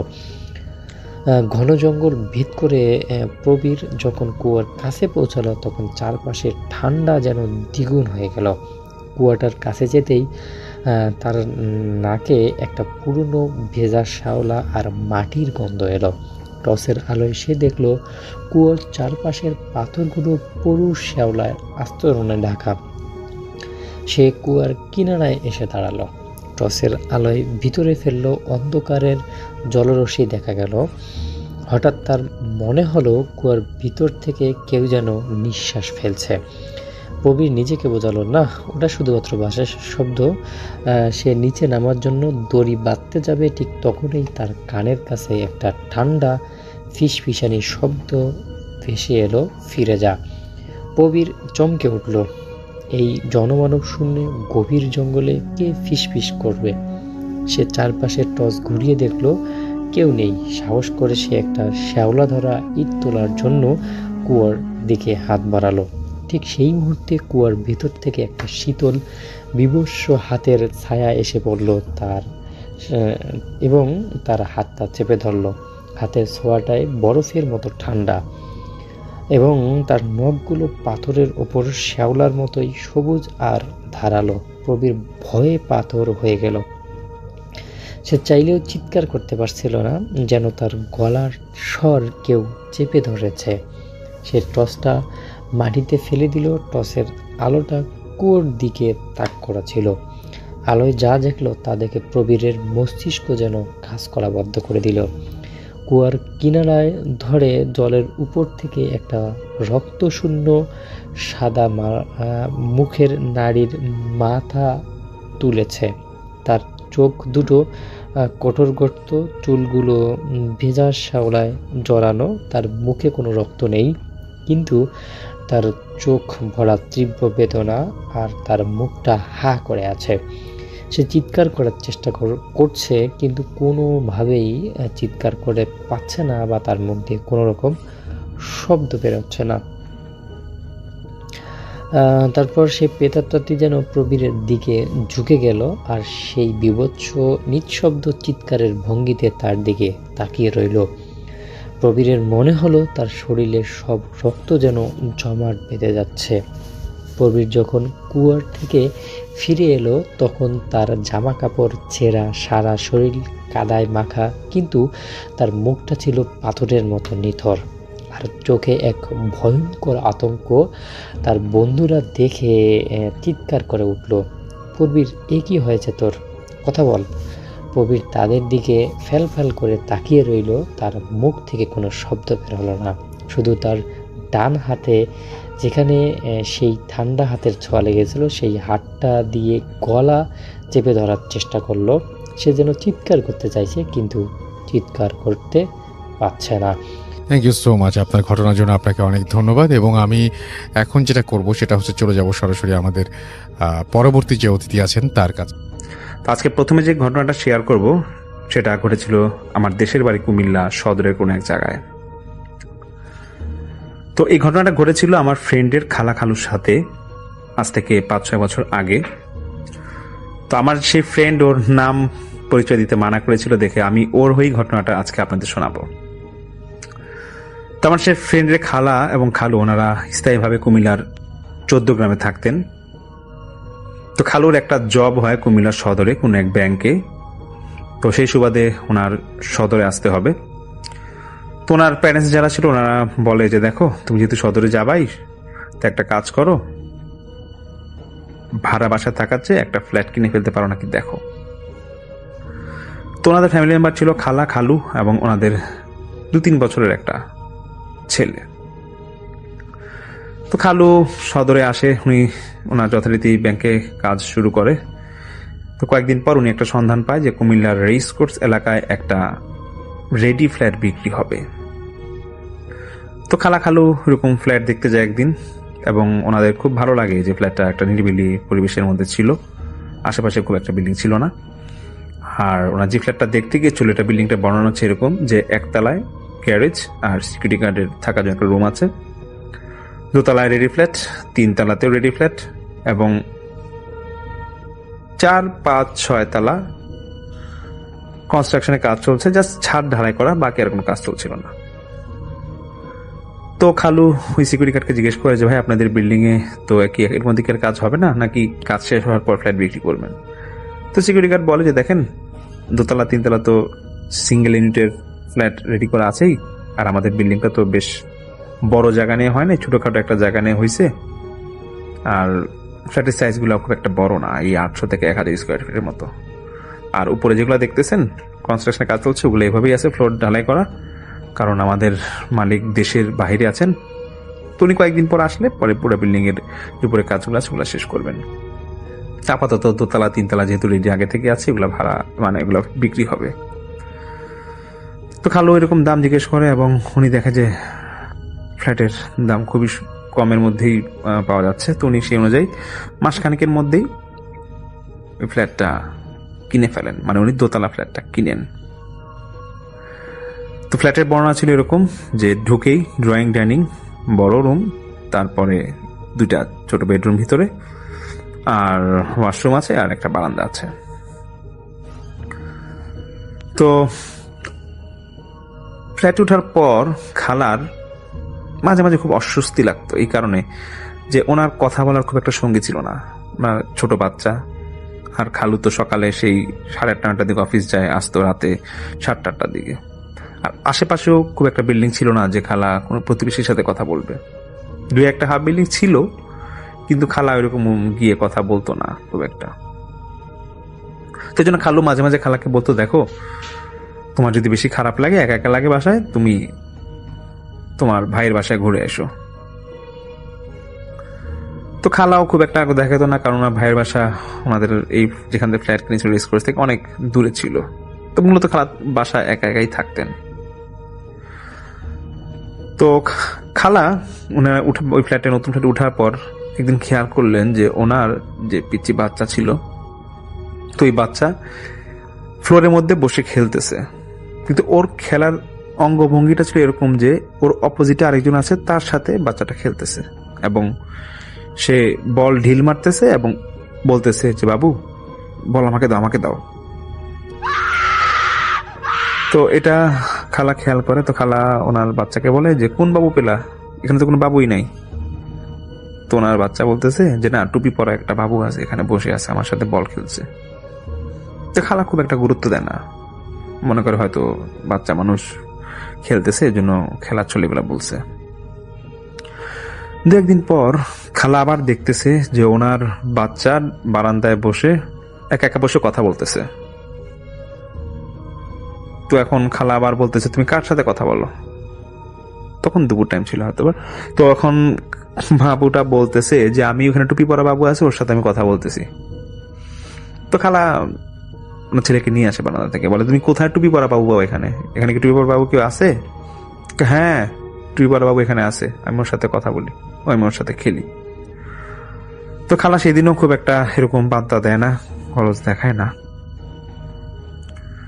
কয়েকদিন পর খালা দেখতেছে যে ওনার যে ডাইনিং রুম ছিল সেখানে ওনার যে ছোট বাচ্চার ডাইনিং রুমের টেবিলে উঠে গেছে এবং জগ দিয়ে, পানির জগ দিয়ে গ্লাসে পানি ঢালতেছে। তো খালা দেখি তাড়াতাড়ি গেছে, কারণ বাচ্চা মানুষ ডাইনিং টেবিলে উঠছে, আবার পড়ে যায় নাকি।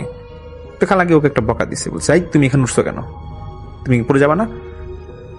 বলতেছে না বাবু পানি খাবে, এর জন্য এখান থেকে পানি ঢেলে দিচ্ছিলাম। তো খালা এখন কিছুটা ওনার সন্দেহ লাগে, উনি বলতেছে তুমি বাবা কোথায় বাবু দেখতে পাও? কাকে হ্যাঁ, এখানে টুপিওয়ালা একটা বাবু আছে, আমার সাথে খেলে, আমার সাথে সারাদিন কথা বলে। তুমি মা তো বলে যে তুমি মা কাজে যাও, আমার সাথে খেলবো, তুমি আসলে ও এখানে থেকে চলে যায়। তো খালা জিনিসটা যখন ফলো করলো 2-3 বার বা 2-3 দিন যখন ফলো করে, তখন উনি খালুকে জানায়, পুরোটা ঘটনা খুলে বলে। খালু খুব একটা গরজ দেখায় না, খালু বলে যে দেখো বাচ্চা মানুষ খেলতেছে, হয়তো এরকম করছে বা খেলছে কারোর সাথে, ওই বাচ্চাটা তো খেলেই, দেখো, তো এগুলা কানে দিও না, আর যদি পারো সবসময় তোমার সাথে সাথে রাখবা।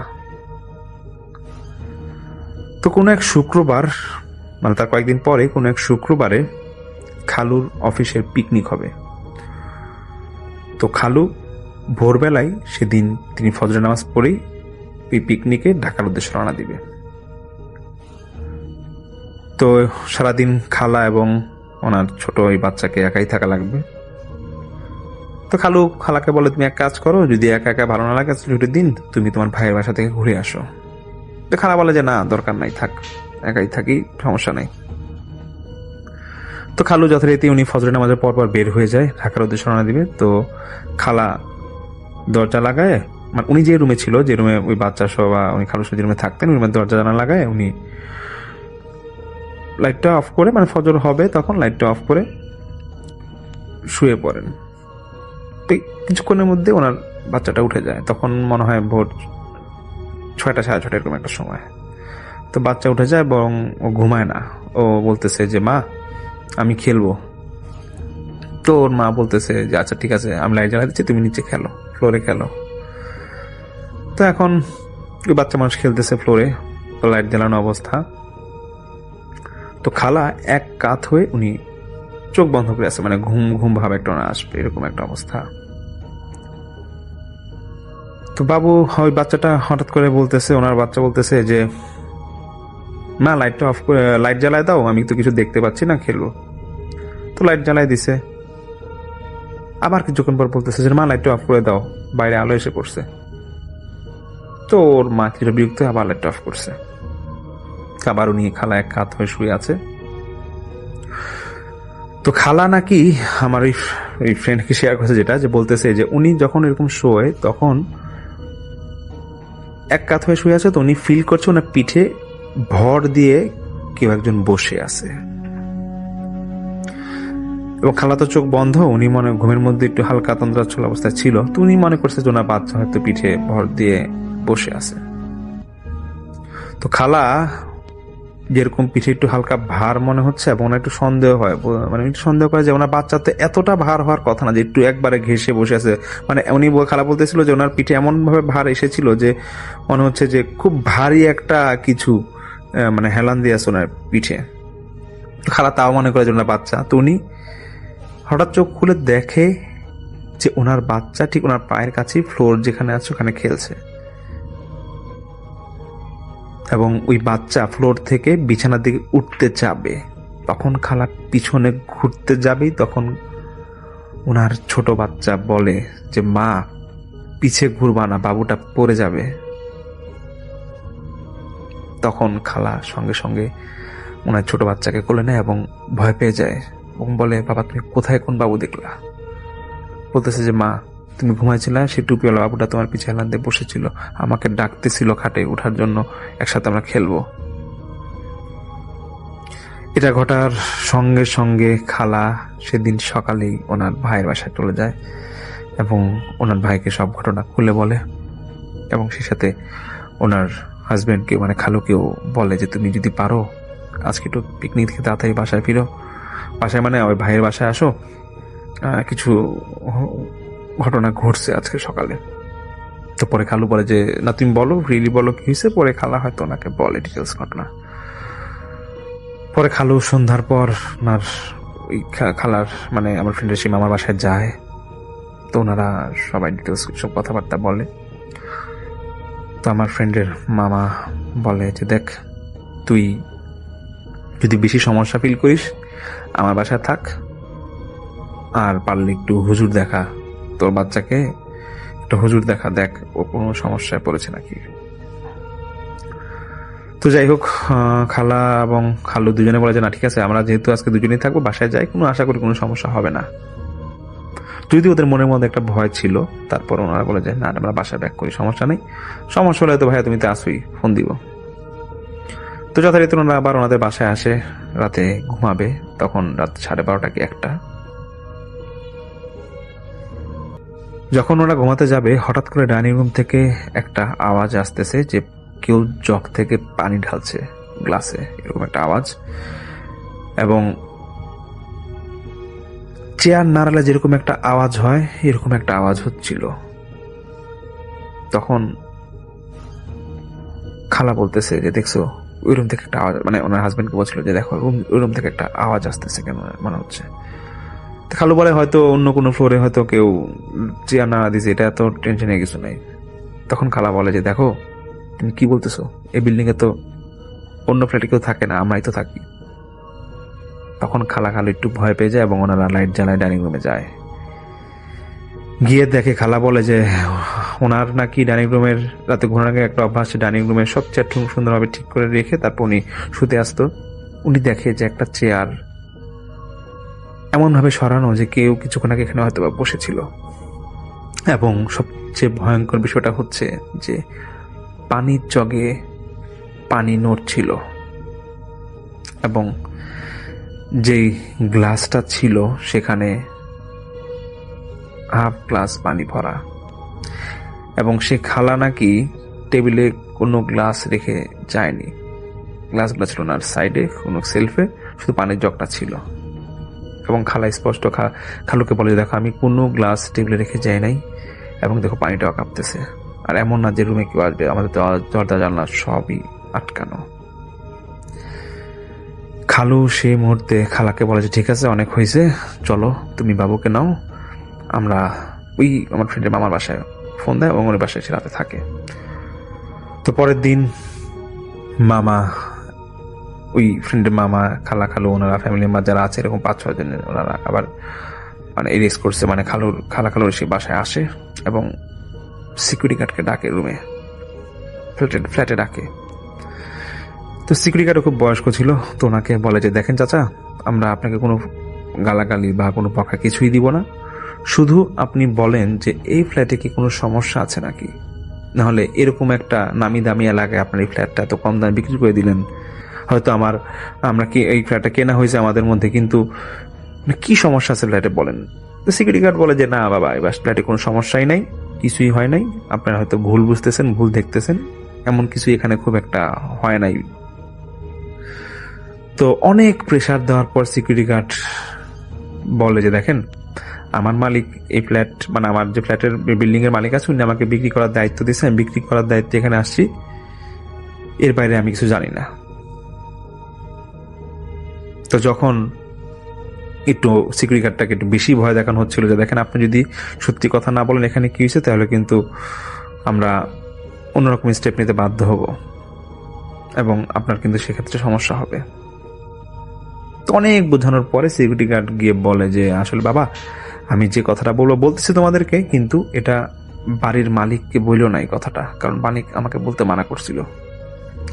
তো তখন সিকিউরিটি গার্ড বলে যে এই যে 2তলা 3তলার রিফ্লেক্টটা আছে, এটা 2004 কি 5 সালের দিকে তখন এখানে একটা মাদ্রাসা ছিল এবং সেই মাদ্রাসায় 20 থেকে 25 জন স্টুডেন্ট পড়তো এবং তাদের বয়স ছিল 5 থেকে 10 বছর, কি আবার কেউ ছিল 15-16 বছরের মতো। তো মাদ্রাসায় 3 জন হুজুর এখানে ওনারা পড়াতেন এবং একটা বাচ্চা ছিল এখানে, বাচ্চাটার বয়স ছিল 7-8 বছর, বাচ্চাটার বাবা মা কেউই ছিল না। তো অনেকেই বলে যে বাচ্চাটার সেই মুহূর্তে এখানে যখন বাচ্চাটা ভর্তি করা হয়, সে খুব চুপচাপ ছিল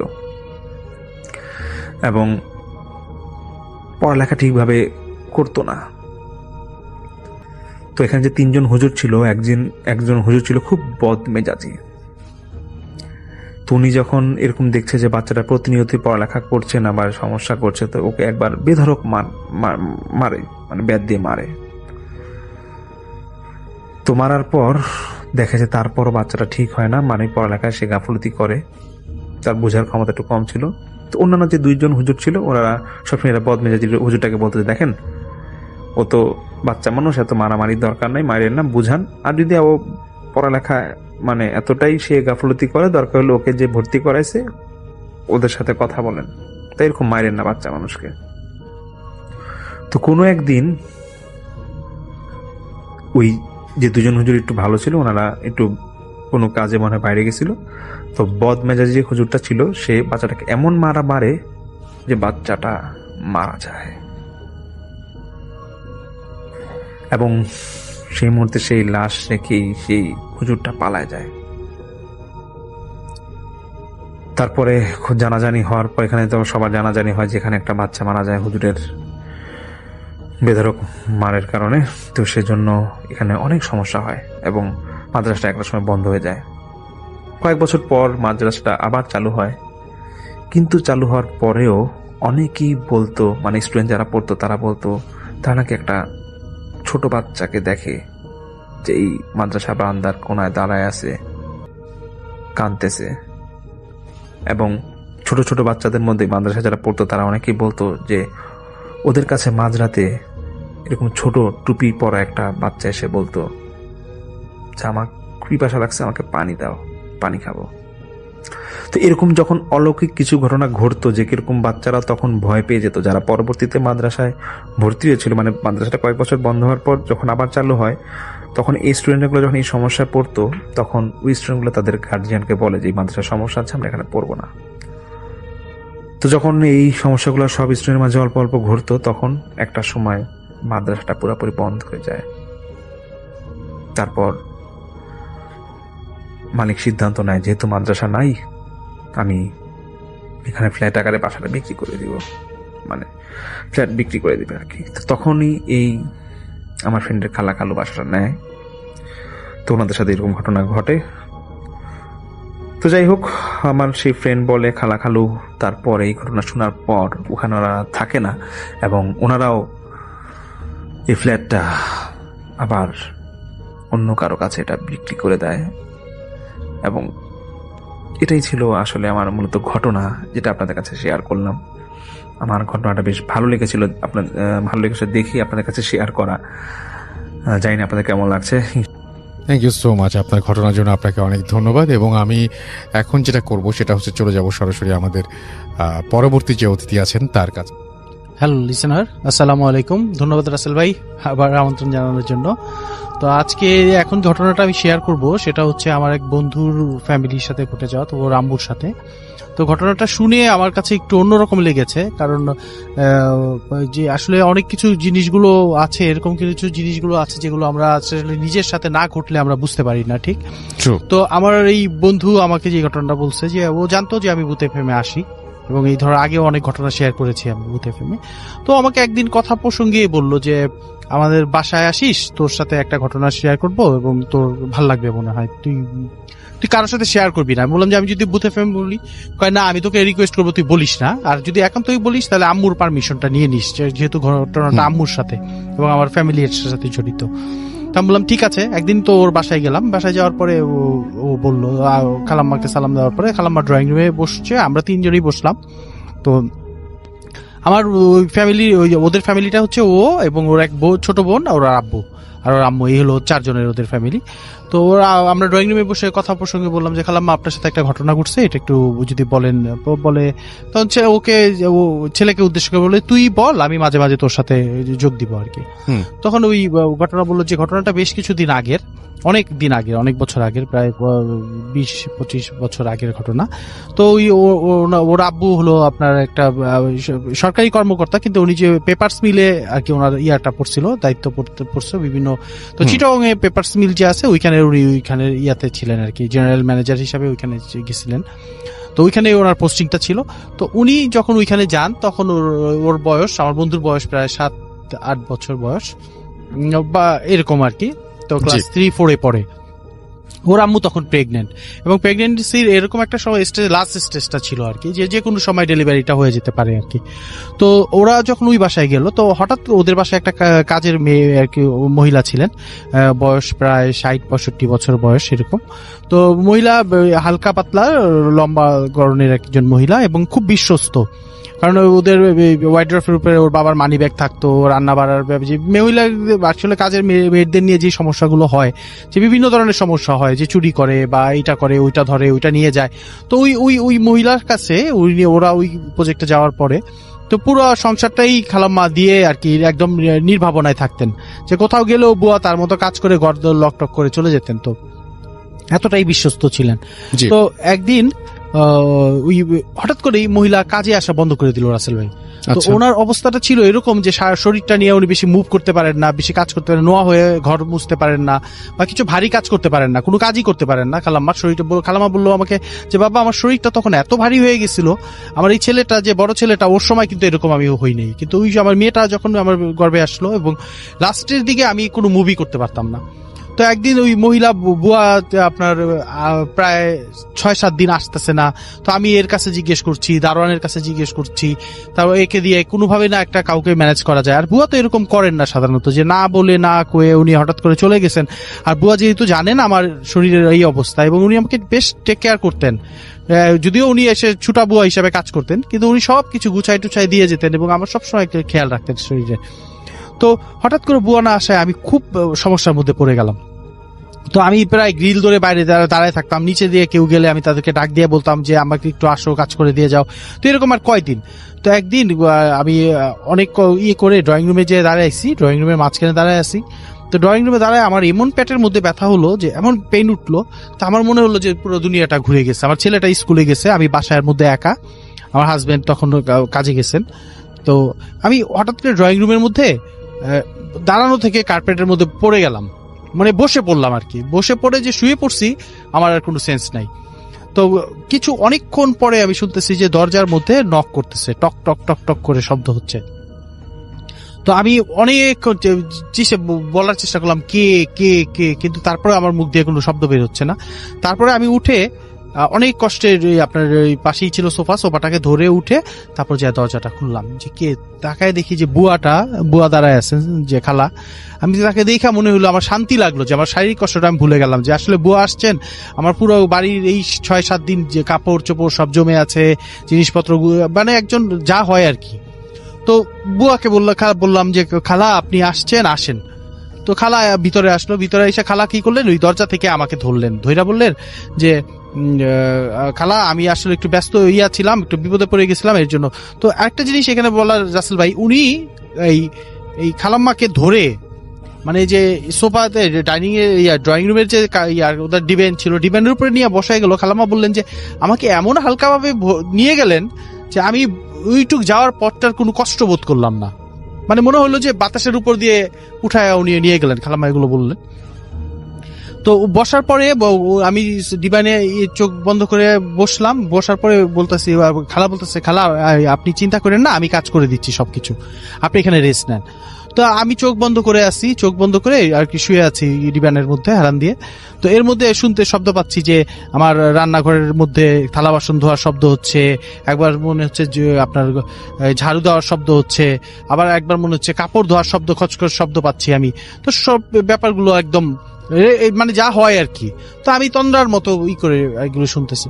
তো কিছুক্ষণ পরে এই বুয়া আমাকে আস্তে আস্তে এসে ডাকতেছে। আমি হঠাৎ করে চোখ খুলে দেখি বুয়া ডাকতেছে। বুয়া বলতেছে খালা এই পানিটা খান। এক গ্লাস পানি দিল রাসেল ভাই, মানে এক গ্লাসটা নিয়ে এসে বলো আপনি এটা খান। তো আমি পানিটা ওইটা বললাম যে খালা আমি তো আপনার কাছে পানি চাই নাই। কয় যে না চাই, উনি বলছেন আপনাকে গল্পটা। হ্যাঁ হ্যাঁ হ্যাঁ, তো উনি বললেন এইভাবে বললে মানে সুবিধা হয় না হলে। হ্যাঁ, তখন খালা বলতেছে যে আর কি যে আমি তো পানিটা চাই নাই। জি। তো বললো যে না খালা আপনি খান। জি। তো খালাম্মা বললো যে ঠিক আছে। তখন আমি উঠে বসে পানিটা হাতে নিলাম, নিয়ে একটু মুখে দেওয়ার পরে পানিটা আমার কাছে এমন ভালো লাগলো যে মনে হলো যে আমি এমন কিছু খাচ্ছি, আমি এমন কিছু খাচ্ছি যেটা আসলে আমি আগে কখনো খাইনি। মনে হলো যে আমার কাছে এক গ্লাস পানি আমি এক জগ পানির মতো খেলাম। জি, এক জগ পানির মতো খেলাম। তো আমি বললাম যে খালা আপনি আমাকে এটা কি দিয়েছেন? এটা কয় যে না নর্মাল পানি তো দিছি খালা, আপনি এটা খান। তো পানি খাওয়া হলো, আমি গ্লাসটা দিলাম। তো উনি চলে গেলেন, পানিটা নিয়ে ভিতরে গ্লাসটা নিয়ে চলে গেলেন। তো তারপরে এই আমি আবার হেলান দিয়ে শুইছি। তো এরকম সময় শুনতেছি যে বুয়া থালা বাসন আবার ধুইতেছে। আমি একবার চিন্তা করলাম যে থালা বাসন তো কিছুক্ষণ আগে ধুইছে বুয়া, তাহলে আবার কি থালা বাসন ধুইতেছে? তো ঠিক সেই সময় আবার শুনতেছি যে আমি আপনার ওই কাপড় কাচার শব্দ হচ্ছে। তো একই টাইম আমি তো তখন পানিটা খেয়েছি কিছুক্ষণ আগে। আর রাসেল ভাই এখানে একটু বলি যে খালাম্মা বললো যে এই পানিটা খাওয়ার পরে তার শরীরের মধ্যে এমন একটা আরাম বোধ হইলো যে এর আগে যে কষ্টটা ছিল, এই পেটের মধ্যে বিভিন্ন ধরনের ব্যথা ছিল, এই ছিল, হ্যাঁ চলে গেল। তো উনি করলেন কি, ওই শব্দ শুনে ওইখান থেকে উঠে আপনার রান্নাঘরের ডাইনিং স্পেসটার মধ্যে থেকে রান্নাঘরটা দেখা যায়। তো উনি তাকায় দেখলেন যে রান্নাঘরে ওই বুয়া কাজ করতেছেন, আপনার থালা বাসন ধুইতেছেন। তো উনি ঘুরে আবার ওনাদের যে পিছনের বারান্দা আছে, বারান্দার দিকে যখন যাচ্ছেন, ছেলের রুমের যে আপনার ওয়াশরুমটা আছে ওইখানে যেয়ে দেখেন যে বুয়া আপনার কাপড় কাচতেছেন। তো রাসেল ভাই চিন্তা করেন, একজন মহিলা একই টাইমে আপনার রান্নাঘরে আপনার থালা বাসন ধুইতেছেন, আবার উনি সেকেন্ড টাইম একই সাথে দুই জায়গায়। এবং খালামা বলতেছেন যে আমি এটা কি দেখলাম। তো যাই হোক, সেদিনের মতো ঘটনা এখানেই, বুয়া তারপর কাজ টাজ করে চলে গেছেন। আর আমি মনে করলাম যে আমি হয়তো ভুল দেখছি। তো রাতে যখন আমার হাজবেন্ড আসলেন, আইসা বললেন যে আমি তখন একটু ঘুমাই গেছিলাম, উনি এর মধ্যে আসছেন, হাজবেন্ড আসছে, আইসা বললো যে ছেলে তো ঘুমাচ্ছে, তুমি কি করতেছো? তো আমি বললাম যে আজকে আমি না, মানে উনি বলতেছেন। তো উনি বলতেছেন যে আমি তো এই ঘুমাই গেছিলাম, বুয়া আইসা কাজ করে। হ্যাঁ তোমার ঘর দেখে আমি বুঝছি যে বুয়া আসছিল, যাক বুয়ার কি হয়েছে? কয় মেয়ের কি একটা সমস্যা হয়েছিল। রাতে শোয়ার সময় আমি হাজবেন্ডকে বললাম জানো একটা ঘটনা ঘটলো আজকে। আমি দেখলাম বুয়া একই সময়ে রান্নাঘরে কাজ করতেছে, আবার এক সময় দেখলাম যে সে কি বলে আপনার বাবুর ওয়াশরুমে এসে কাপড় কাচতেছে। তখন আমার হাজবেন্ড বললো যে দেখো তোমার শরীরের অবস্থা বেশি একটা ভালো না, তুমি কি দেখতেছো না দেখতেছো এগুলো নিয়ে মাথা ঘামায়ও না, যে আল্লাহ করে আমি ঢাকায় ফোন করছি, আম্মারা আসতেছে, তারা তাড়াতাড়ি করবো। পরের দিন রাসেল ভাই বললো যে উনি ঘুমাইছিলেন, খালাম্মা ড্রয়িং রুমেই ঘুমাইছিলেন, ওনার বেডরুমে ঘুমাইছিলেন। তো বুয়া আইসা ওনাকে ডাকতেছেন, দরজা কিন্তু লক ছিল, রাসেল ভাই একটু মার্ক করেন যে দরজাটা কিন্তু বন্ধ, এবং বুয়ার ঢুকার কোনো ইয়ে নেই, ওনার হাজবেন্ডের কাছে চাবি আছে, কিন্তু বুয়া কিন্তু ঘরের ভিতরে ঢুকতে পারেন। উনি ওনাকে ডাকতেছেন যে খালা কাজ শেষ, বলতেছে খালা আজকে যেই কাজগুলো কি কি কাজ করব। তো বুয়ারে আমি কিন্তু তখন বুয়ার দিকে তাকায় বললাম যে ও বুয়া আসছেন, আচ্ছা কিভাবে আসলো না আসলো এগুলো আমি তখন আর খেয়াল করি নাই। তো বুয়া আমাকে বললো যে খালা আমি কাজগুলি করি, আপনি এখানে এই নেন, আপনাকে একটা প্যাকেট দিল খালাম্মার কাছে, একটা প্যাকেট বললো এটা কি, কয় খালা এটা আপনার জন্য আনছি, আপনি একটু খান। কয় এটা কি, কয় আপনি আপনার জন্য আনছি, নেন না একটু দেখেন কি। তো আমি ওই প্যাকেটটা খুলে, খালাম্মা বলতেছে যে আমি প্যাকেটটা খুলে দেখলাম যে ওইটার মধ্যে তেঁতুল আর কি, ওই যে পাহাড়ের ভাজে ভাজে যে তেঁতুল গাছ টাছ হয় খুব ছোট আকারের, কিন্তু তেঁতুলগুলো অনেক মিষ্টি হয় বলে। তো খালাম্মা বললো যে আস্তা তেঁতুলের সহ খোসা সহ তেঁতুল, এক চোপ্পা তেঁতুল। তো তেঁতুলটা আমি বের করে বললাম খালা আপনি কিভাবে জানলেন যে আমার তেঁতুল খাইতে ইচ্ছা করছে? আমি গত রাতেই চিন্তা করতেছিলাম যে আজকে আপনি আসলে একটু টাকা দিব, আপনি এখান থেকে বাজার থেকে তেঁতুল কিনে এনে দিবেন আমাকে। কয় খালা এই সময় মাদের কি খেতে হয় আমি কিন্তু জানি, আমি তো মা হইছি। তো আমি করলাম কি, খালামা বলতেছে যে আমি একটা দুইটা তেঁতুল খুলে মুখে দিয়ে মনে হলো এত মিষ্টি যে আসলে নর্মাল তেঁতুলের মতো স্বাদ না ওই তেঁতুলের। তো উনি বললো যে খালা চলে গেলেন কাজে। তো কিছুক্ষণ পরে আমি ওইখানে শুয়ে আছি, হঠাৎ করে আবার গতকালকের মতোই আমি শুনতেছি যে বুয়া কিছুক্ষণ ঝাড়ু দিতেছে, কার্পেটের উপরে ঝাড়ু দিতেছে, তারপর ওই যে রান্নাঘরে কাজ করতেছে, আবার আপনার বাথরুমে কাজ করতেছে। তো আমি হঠাৎ করে বললাম কি এই কালকে যে দেখলাম বুয়াকে, আমার মনে পড়লো যে কালকে যে দেখলাম একসাথে দুই জায়গায় কাজ করে, আজকে দেখি তো তাড়াতাড়ি। তো উনি রাসেল ভাই উঠে রান্নাঘরে যায় দাঁড়াইলেন, যারাই দেখে যে বুয়া ঠিকই রান্না করে ওই যে আপনার থালা বাসন ধুইতেছে, পানি কল ছাড়া কল পড়তেছে, পানি পড়তেছে, উনি ধুইতেছে, আর ওনার দিকে তাকায় একটা হাসি দিল বুয়া, যে বুয়া আর কতক্ষণ হাসি দিল। আমি আবার ঘুইরা যখন বাবুর বাথরুমটার মধ্যে গেলাম যেখানে কাপড় ধুইতেছে, যা দেখি না ওইটা কিছু নাই, দরজাটা বন্ধ, ভিতরে কোনো কিছু। আমি বললাম ও আচ্ছা আমি হয়তো ভুল দেখছি। আমি যখন আবার ওইখান থেকে ঘুরে ডাইনিং স্পেসের মধ্যে আসছি, ঠিক তখন আপনার রান্না বাবুর বাথরুমটার মধ্যে থেকে কাপড় ধোয়ার শব্দ আসতেছে। তো আমি করলাম কি ঘুরে আবার তার খালামা বলতেছে যে আমি ঘুরে আবার বাবুর বাথরুমে যখন গেছি, তো তখন দেখি যে বুয়া ওইখানে কাপড় দিতেছেন, বসে আমার দিকে পিছন ফিরে বসে কাপড় কাচতেছেন। তো রাসেল ভাই একটার সাথে একজন মহিলাকে দুই জায়গাতে দেখাটা কিন্তু একটু নর্মাল না, হ্যাঁ। আর ওই শরীরের অবস্থাটা যদি ওরকম থাকে, তো বুয়া তখন খালামা বলতেছে যে এইটা দেখার পরে আমার কোনো হিতাহিত জ্ঞান নেই, আমি আবার আর কি কনফার্ম করার জন্য ইয়াতে আসছি, কি বলে রান্নাঘরে আইসা দেখি যে বুয়া ওইখানে দাঁড়ায় আমার দিকে তাকায় একটা হাসি দিছে। এইটা দেখার পরে আমি আর নিজেকে কন্ট্রোল করতে পারি নাই, তো আমি ওইখানে পড়ে গেছি। তো এরপরে আর কি সেই দিনই খালাম্মাকে আর কি খালাম্মা বললেন যে ওনাকে হসপিটালে ভর্তি করা হয়েছে। তো ওনার হাজবেন্ড আইসা দেখছেন উনি ফ্লোরে পড়ে রয়েছেন, তো আপনার ওনাকে হসপিটালে ভর্তি করা হলো। ওনার যে এই মেয়েটা হইলো আর কি, আমার বন্ধুর যে ছোট বোনটা হইলো, তো উনি এরপরে ছেলেকে নিয়ে স্কুলে যখন গেছেন, আশেপাশে স্কুলের যে অন্য বাসায় কাজ করতেন বুয়া, তো তাদের সাথে কথা হওয়ার পরে তারা বললো যে বুয়া তো প্রায় 1 মাস আগে ধরে আমাদের বাসায় আসেন না আর কি, অন্য যে বাসাগুলো কাজ করতেন কমিউনিটিতে যে বাসাগুলোতে কাজ করতেন। তো তারা বললো যে 1 মাসে তো আসছেন না। তো খালাম্মা বললো যে 15 দিন আগেও তো বুয়া আমার বাসায় কাজ করে গেল, আমি হসপিটালে ভর্তি হওয়ার আগে। তো তারপরে ওনাকে হাজবেন্ডকে দিয়ে উনি এটা করাইলেন, অনেক খোঁজ খবর করায় বুয়ার খবরটা নিলেন। যে খবর নিয়ে দেখলেন যে ওই বুয়ার যে একটা মেয়ে ছিল অটিস্টিক, তো ওই মেয়েটা এবং ওই বুয়া একটা বাস অ্যাক্সিডেন্টে মারা গেছে রাসেল ভাই। কিন্তু এই 1 মাস আগে তারা মারা গেছেন, 1 মাস ধরে কাজ করেছে, তার বাসায় কিন্তু একটা সাপোর্টটা দিছেন। তাহলে এই সাপোর্টটা কে দিল? এবং খালাম্মা আরেকটা জিনিস বললো যে আমার যে মেয়েটা হওয়ার পরে এইটাই আমার কাছে খুব ভালো লাগছে যে আমি ও তো আমার ছোট বোনের মতো, বিয়ে হয়ে গেছে, ওর সাথে যখন স্কুলে কোনো ঘটনা ঘটতো, হ্যাঁ স্কুলে যখন ঘটনা ঘটতো তখন রাসেল ভাই এটা কি আসলে সেই ঘটনা? দেখেন ওই যে ওই ঘটনা কিন্তু খালাম্মা আমাকে বলছে যে আমি কোনো হুজুরের সাথেও শেয়ার করি না, এটা শেয়ার করলে অন্যরকম ঘটনা ঘটতে থাকে। হ্যাঁ এটা কিন্তু আমাকে আসলে খালাম্মা বলছে যে আমি কিন্তু এই পর্যন্ত কারোর সাথে শেয়ার করি না ব্যাপারটা। তো এই বোনটার সাথে কেউ যদি কোনো রকম মিসবিহেভ করে, ইভেন দো ক্লাসের টিচাররা যদি মারে, তাহলে তাদের হাত ফুলে যায়। খালাম্মা তার মেয়েটাকে কিছু বলতে পারে না। হ্যাঁ তো রাসেল ভাই থ্যাংক ইউ সো মাচ, আপনার ঘটনার জন্য আপনাকে অনেক ধন্যবাদ। এবং আমি আরও একটা ঘটনায় চলে যাব আমরা, এবং এই ঘটনাটি একটা অডিও ক্লিপ। চলুন শুনে আসি অডিও ক্লিপটি। আশা করছি এই অডিও ক্লিপটিও আপনাদেরকে অনেক অনেক আনন্দ দেবে। চলুন শুনে আসি।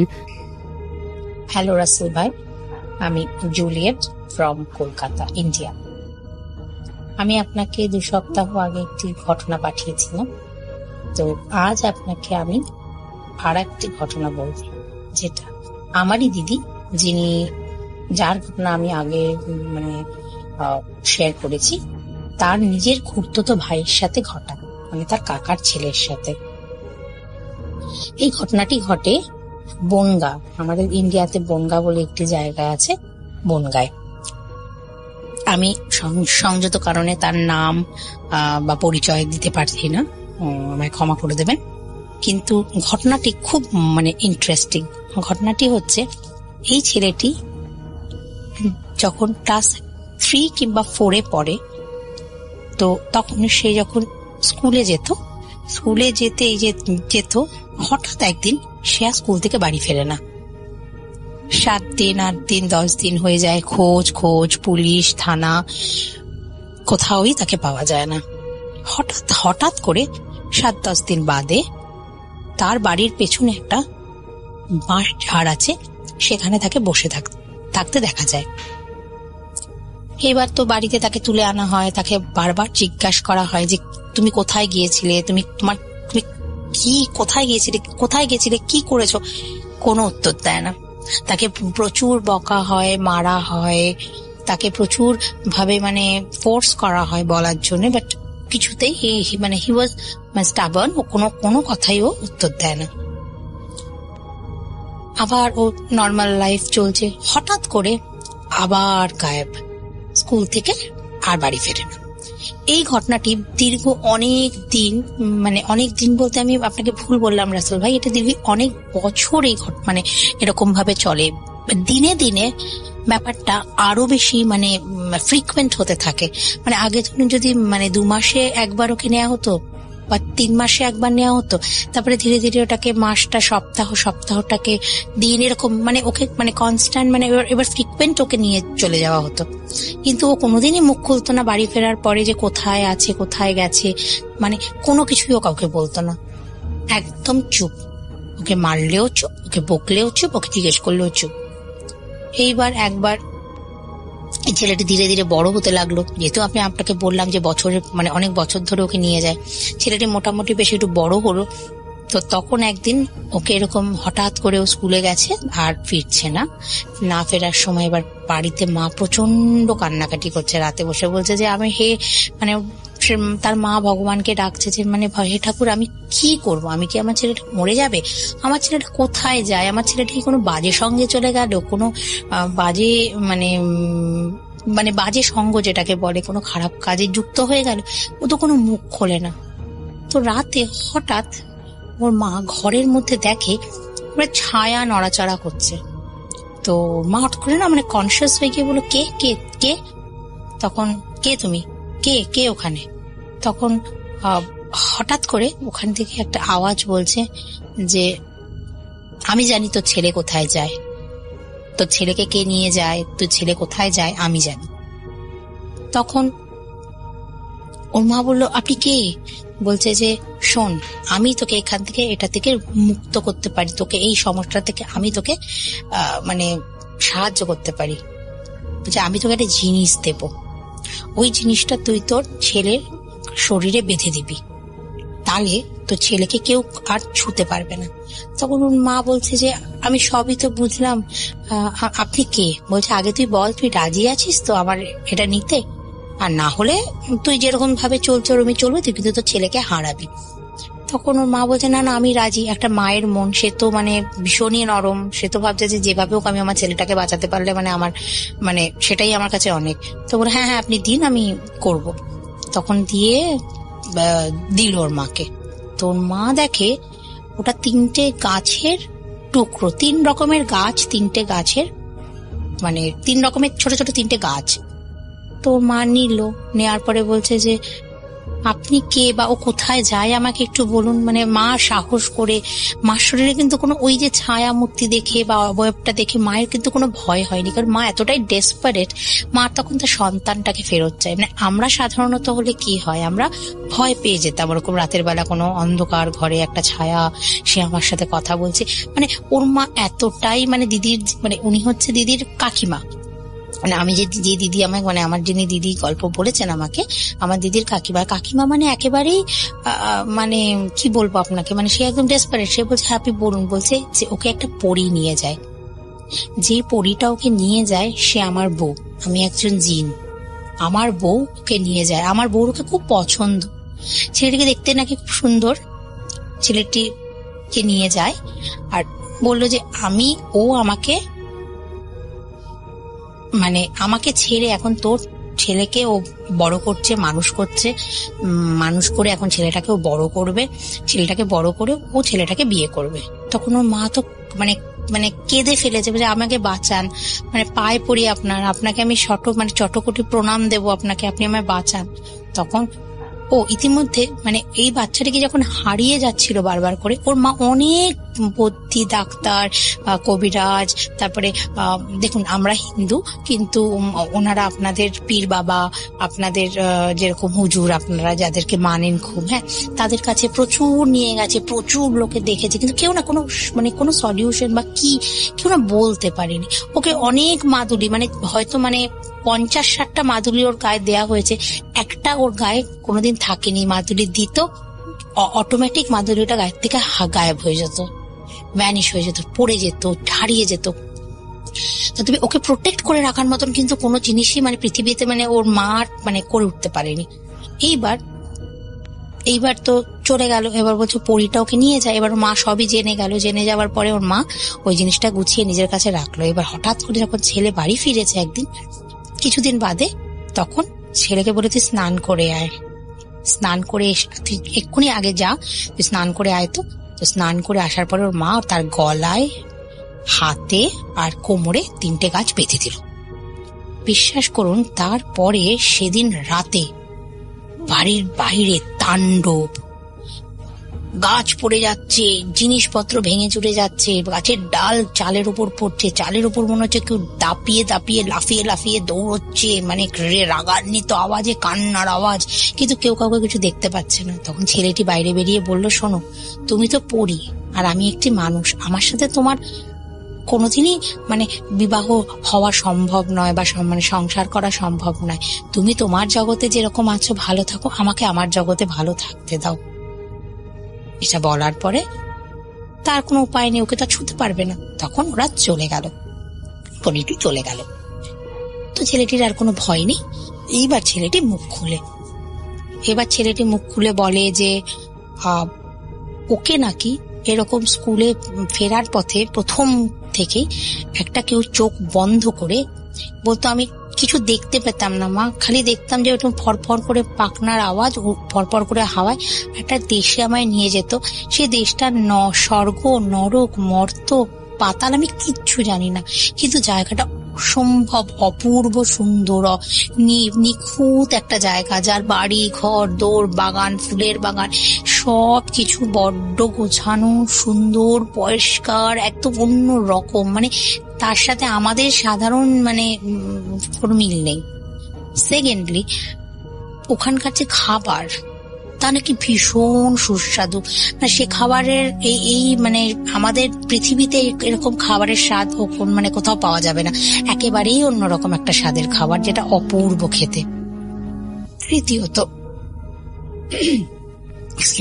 তৃতীয়ত ও বলতো যে আমাকে না মা, ওদের যখন কোনো রকম অনুষ্ঠান হতো বা যেটাকে আমরা আজকালকার কমন রেগুলার ওয়ার্ডে এটাকে পার্টিজ বলি, যেটা আগেকার দিনের নিমন্ত্রণ যেটাকে বলে, তো সেরকম নিমন্ত্রণে ওকে নিয়ে যেত। কিন্তু ওকে না, ও যেহেতু মানুষ, ওকে কোনো পরীরা পছন্দ করতো না, he was not liked by all the fairies, ওকে পছন্দ করতো না পরীরা।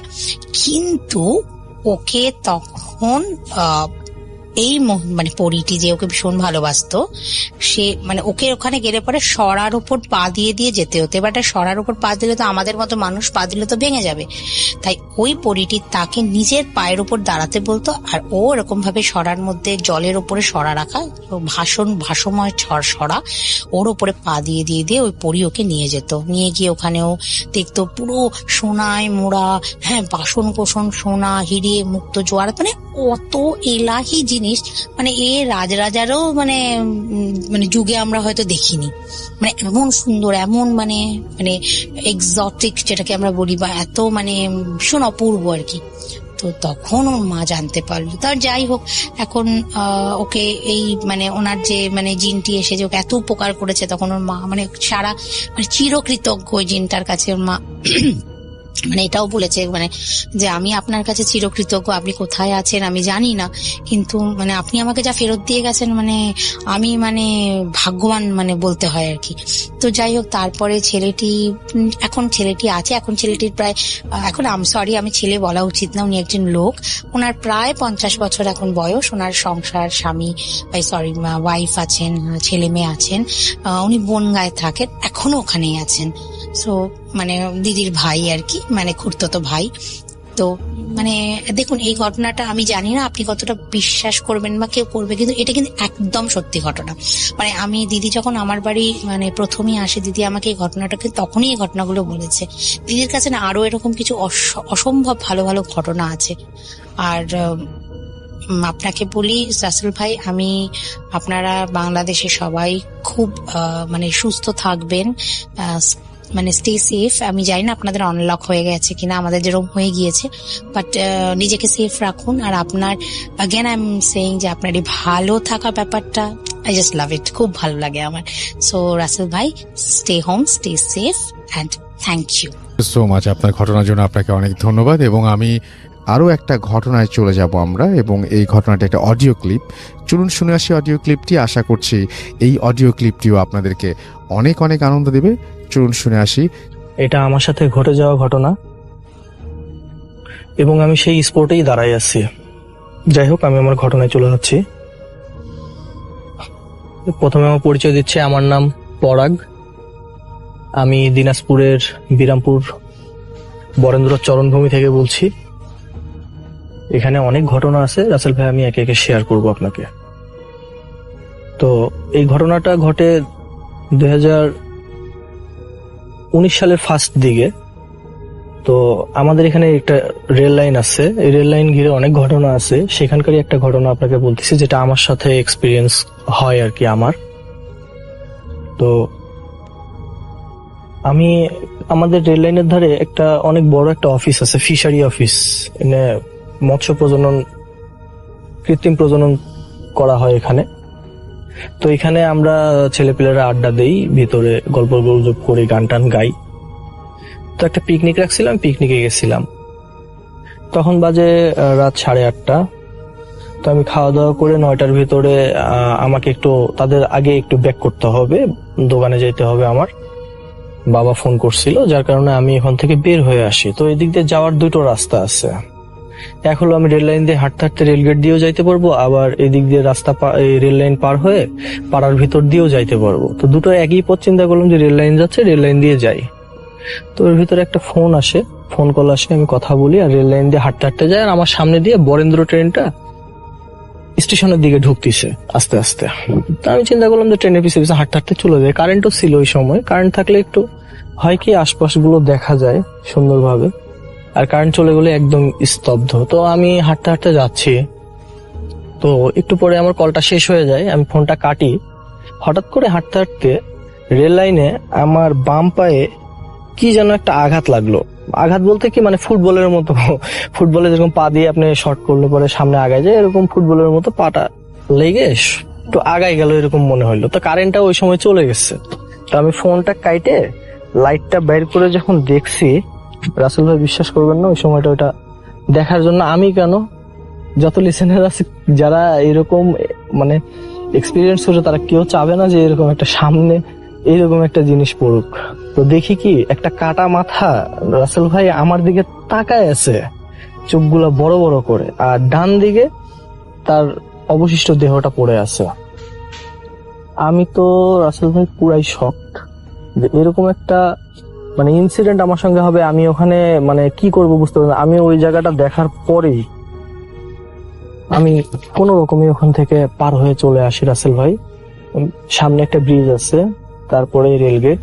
তো ব্রিজের ওখানে কয়েকজন ছেলে বসেছিল, আমার মানে পাগলামো দেখে আমি মানে পাগলামো চিল্লাচ্ছিলাম আর কি, হ্যাঁ এটা কি হইলো, হ্যান তেন কেন দেখলাম আমি এরাচ্ছি, এভাবে নিজেকে বুঝ দিতেই পারতেছিলাম না। একদম মানে ক্রেজি হয়ে গেছিলাম রাসেল ভাই, যেটা বলে বুঝাইতে পারবো না। ওই সময় আমার ইনসিডেন্টটা যার সঙ্গে হয় সেই ভালো বলতে পারে। তো আমি কোন রকমে পার হয়ে চলে গেছি। পরবর্তীতে আমি আর দোকানে যেতে পারিনি, আমার ভাইয়ের অফিসে যাই আমি একটু নিজেকে শান্ত করার চেষ্টা করলাম। তো রাসেল ভাই ওই ভাইয়াটা আমাকে এখন জিজ্ঞেস করে যে আসলে কি হয়েছে। তো আমি বললাম যে ভাই এরকম রেলে কাটা লাশের মাথার সাথে আমার পায়ে বাড়ি লাগছে, এরকম আমার সাথে এই ঘটনাটা ঘটছে। তো আসলে ঘটনাটা কতটা ভয়ের ঘটনা রাসেল ভাই এটা আমি জানি না, তবে আমার এক্সপিরিয়েন্সটাই আমি আপনাকে শেয়ার করতেছি। তো ভাইয়া আবার পরে বললো উনিও ইন্টারেস্ট হইলো, চলো তো একটু দেখে আসি। তো আমি এখানে আবার আসলাম। তো আসার পর দেখি সবাই লাশটাকে আসে দেখে চলে যায়, এভাবে দেখতে দেখতে একটা পর্যায়ে মনে করেন যে লোকজন কমে যাচ্ছে, কিন্তু লাশটাকে স্থানান্তরের কোনো ব্যবস্থা করতেছে না। তো আমার কাছে জিআরপি মানে রেলের জায়গা, তো জিআরপির নাম্বার ছিল। তো জিআরপি কে আমি হেডকোয়ার্টারে ফোন দিয়ে বলি যে এরকম অবস্থা, তো লাশটার উপর দিয়ে ট্রেন যাচ্ছে, এটা একটা ব্যবস্থা করেন। তো ওনারা আবার ওই যে আমাদের হিলি স্থলবন্দরের যে সার্কেল পোর্টটা আছে এখান থেকে ওসি কে আনায়, জিআরপির ওসি।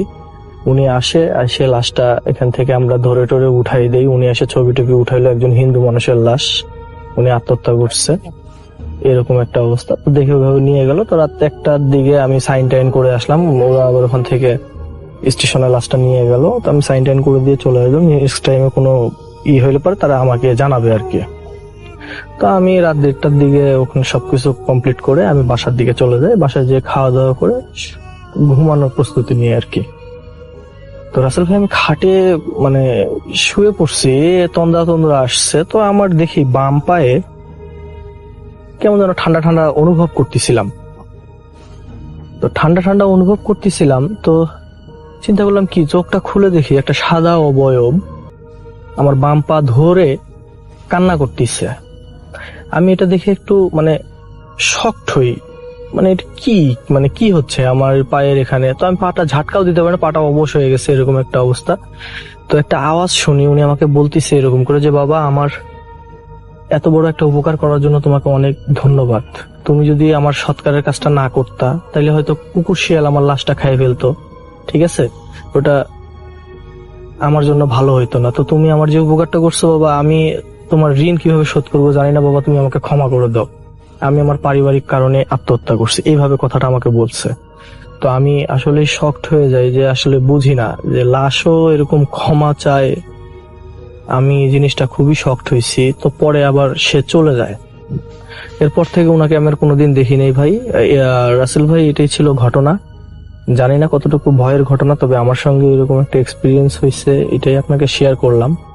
আর আমাদের বিরামপুরে 1 number 2 number 3 number rice mill, এগুলার অনেক ঘটনা আছে। রেল লাইনের ঘটনা আছে, বরেন্দ্র অফিস এবং আশুরার বিল, জঙ্গল, সীতারকোট, এদিকে অনেক ঘটনা আছে। রাসেল ভাই, আল্লাহ রহমতে আপনি আমার জন্য দোয়া করবেন এবং সকল লিসেনারকে বলি যে আমার জন্য একটু দোয়া করবেন।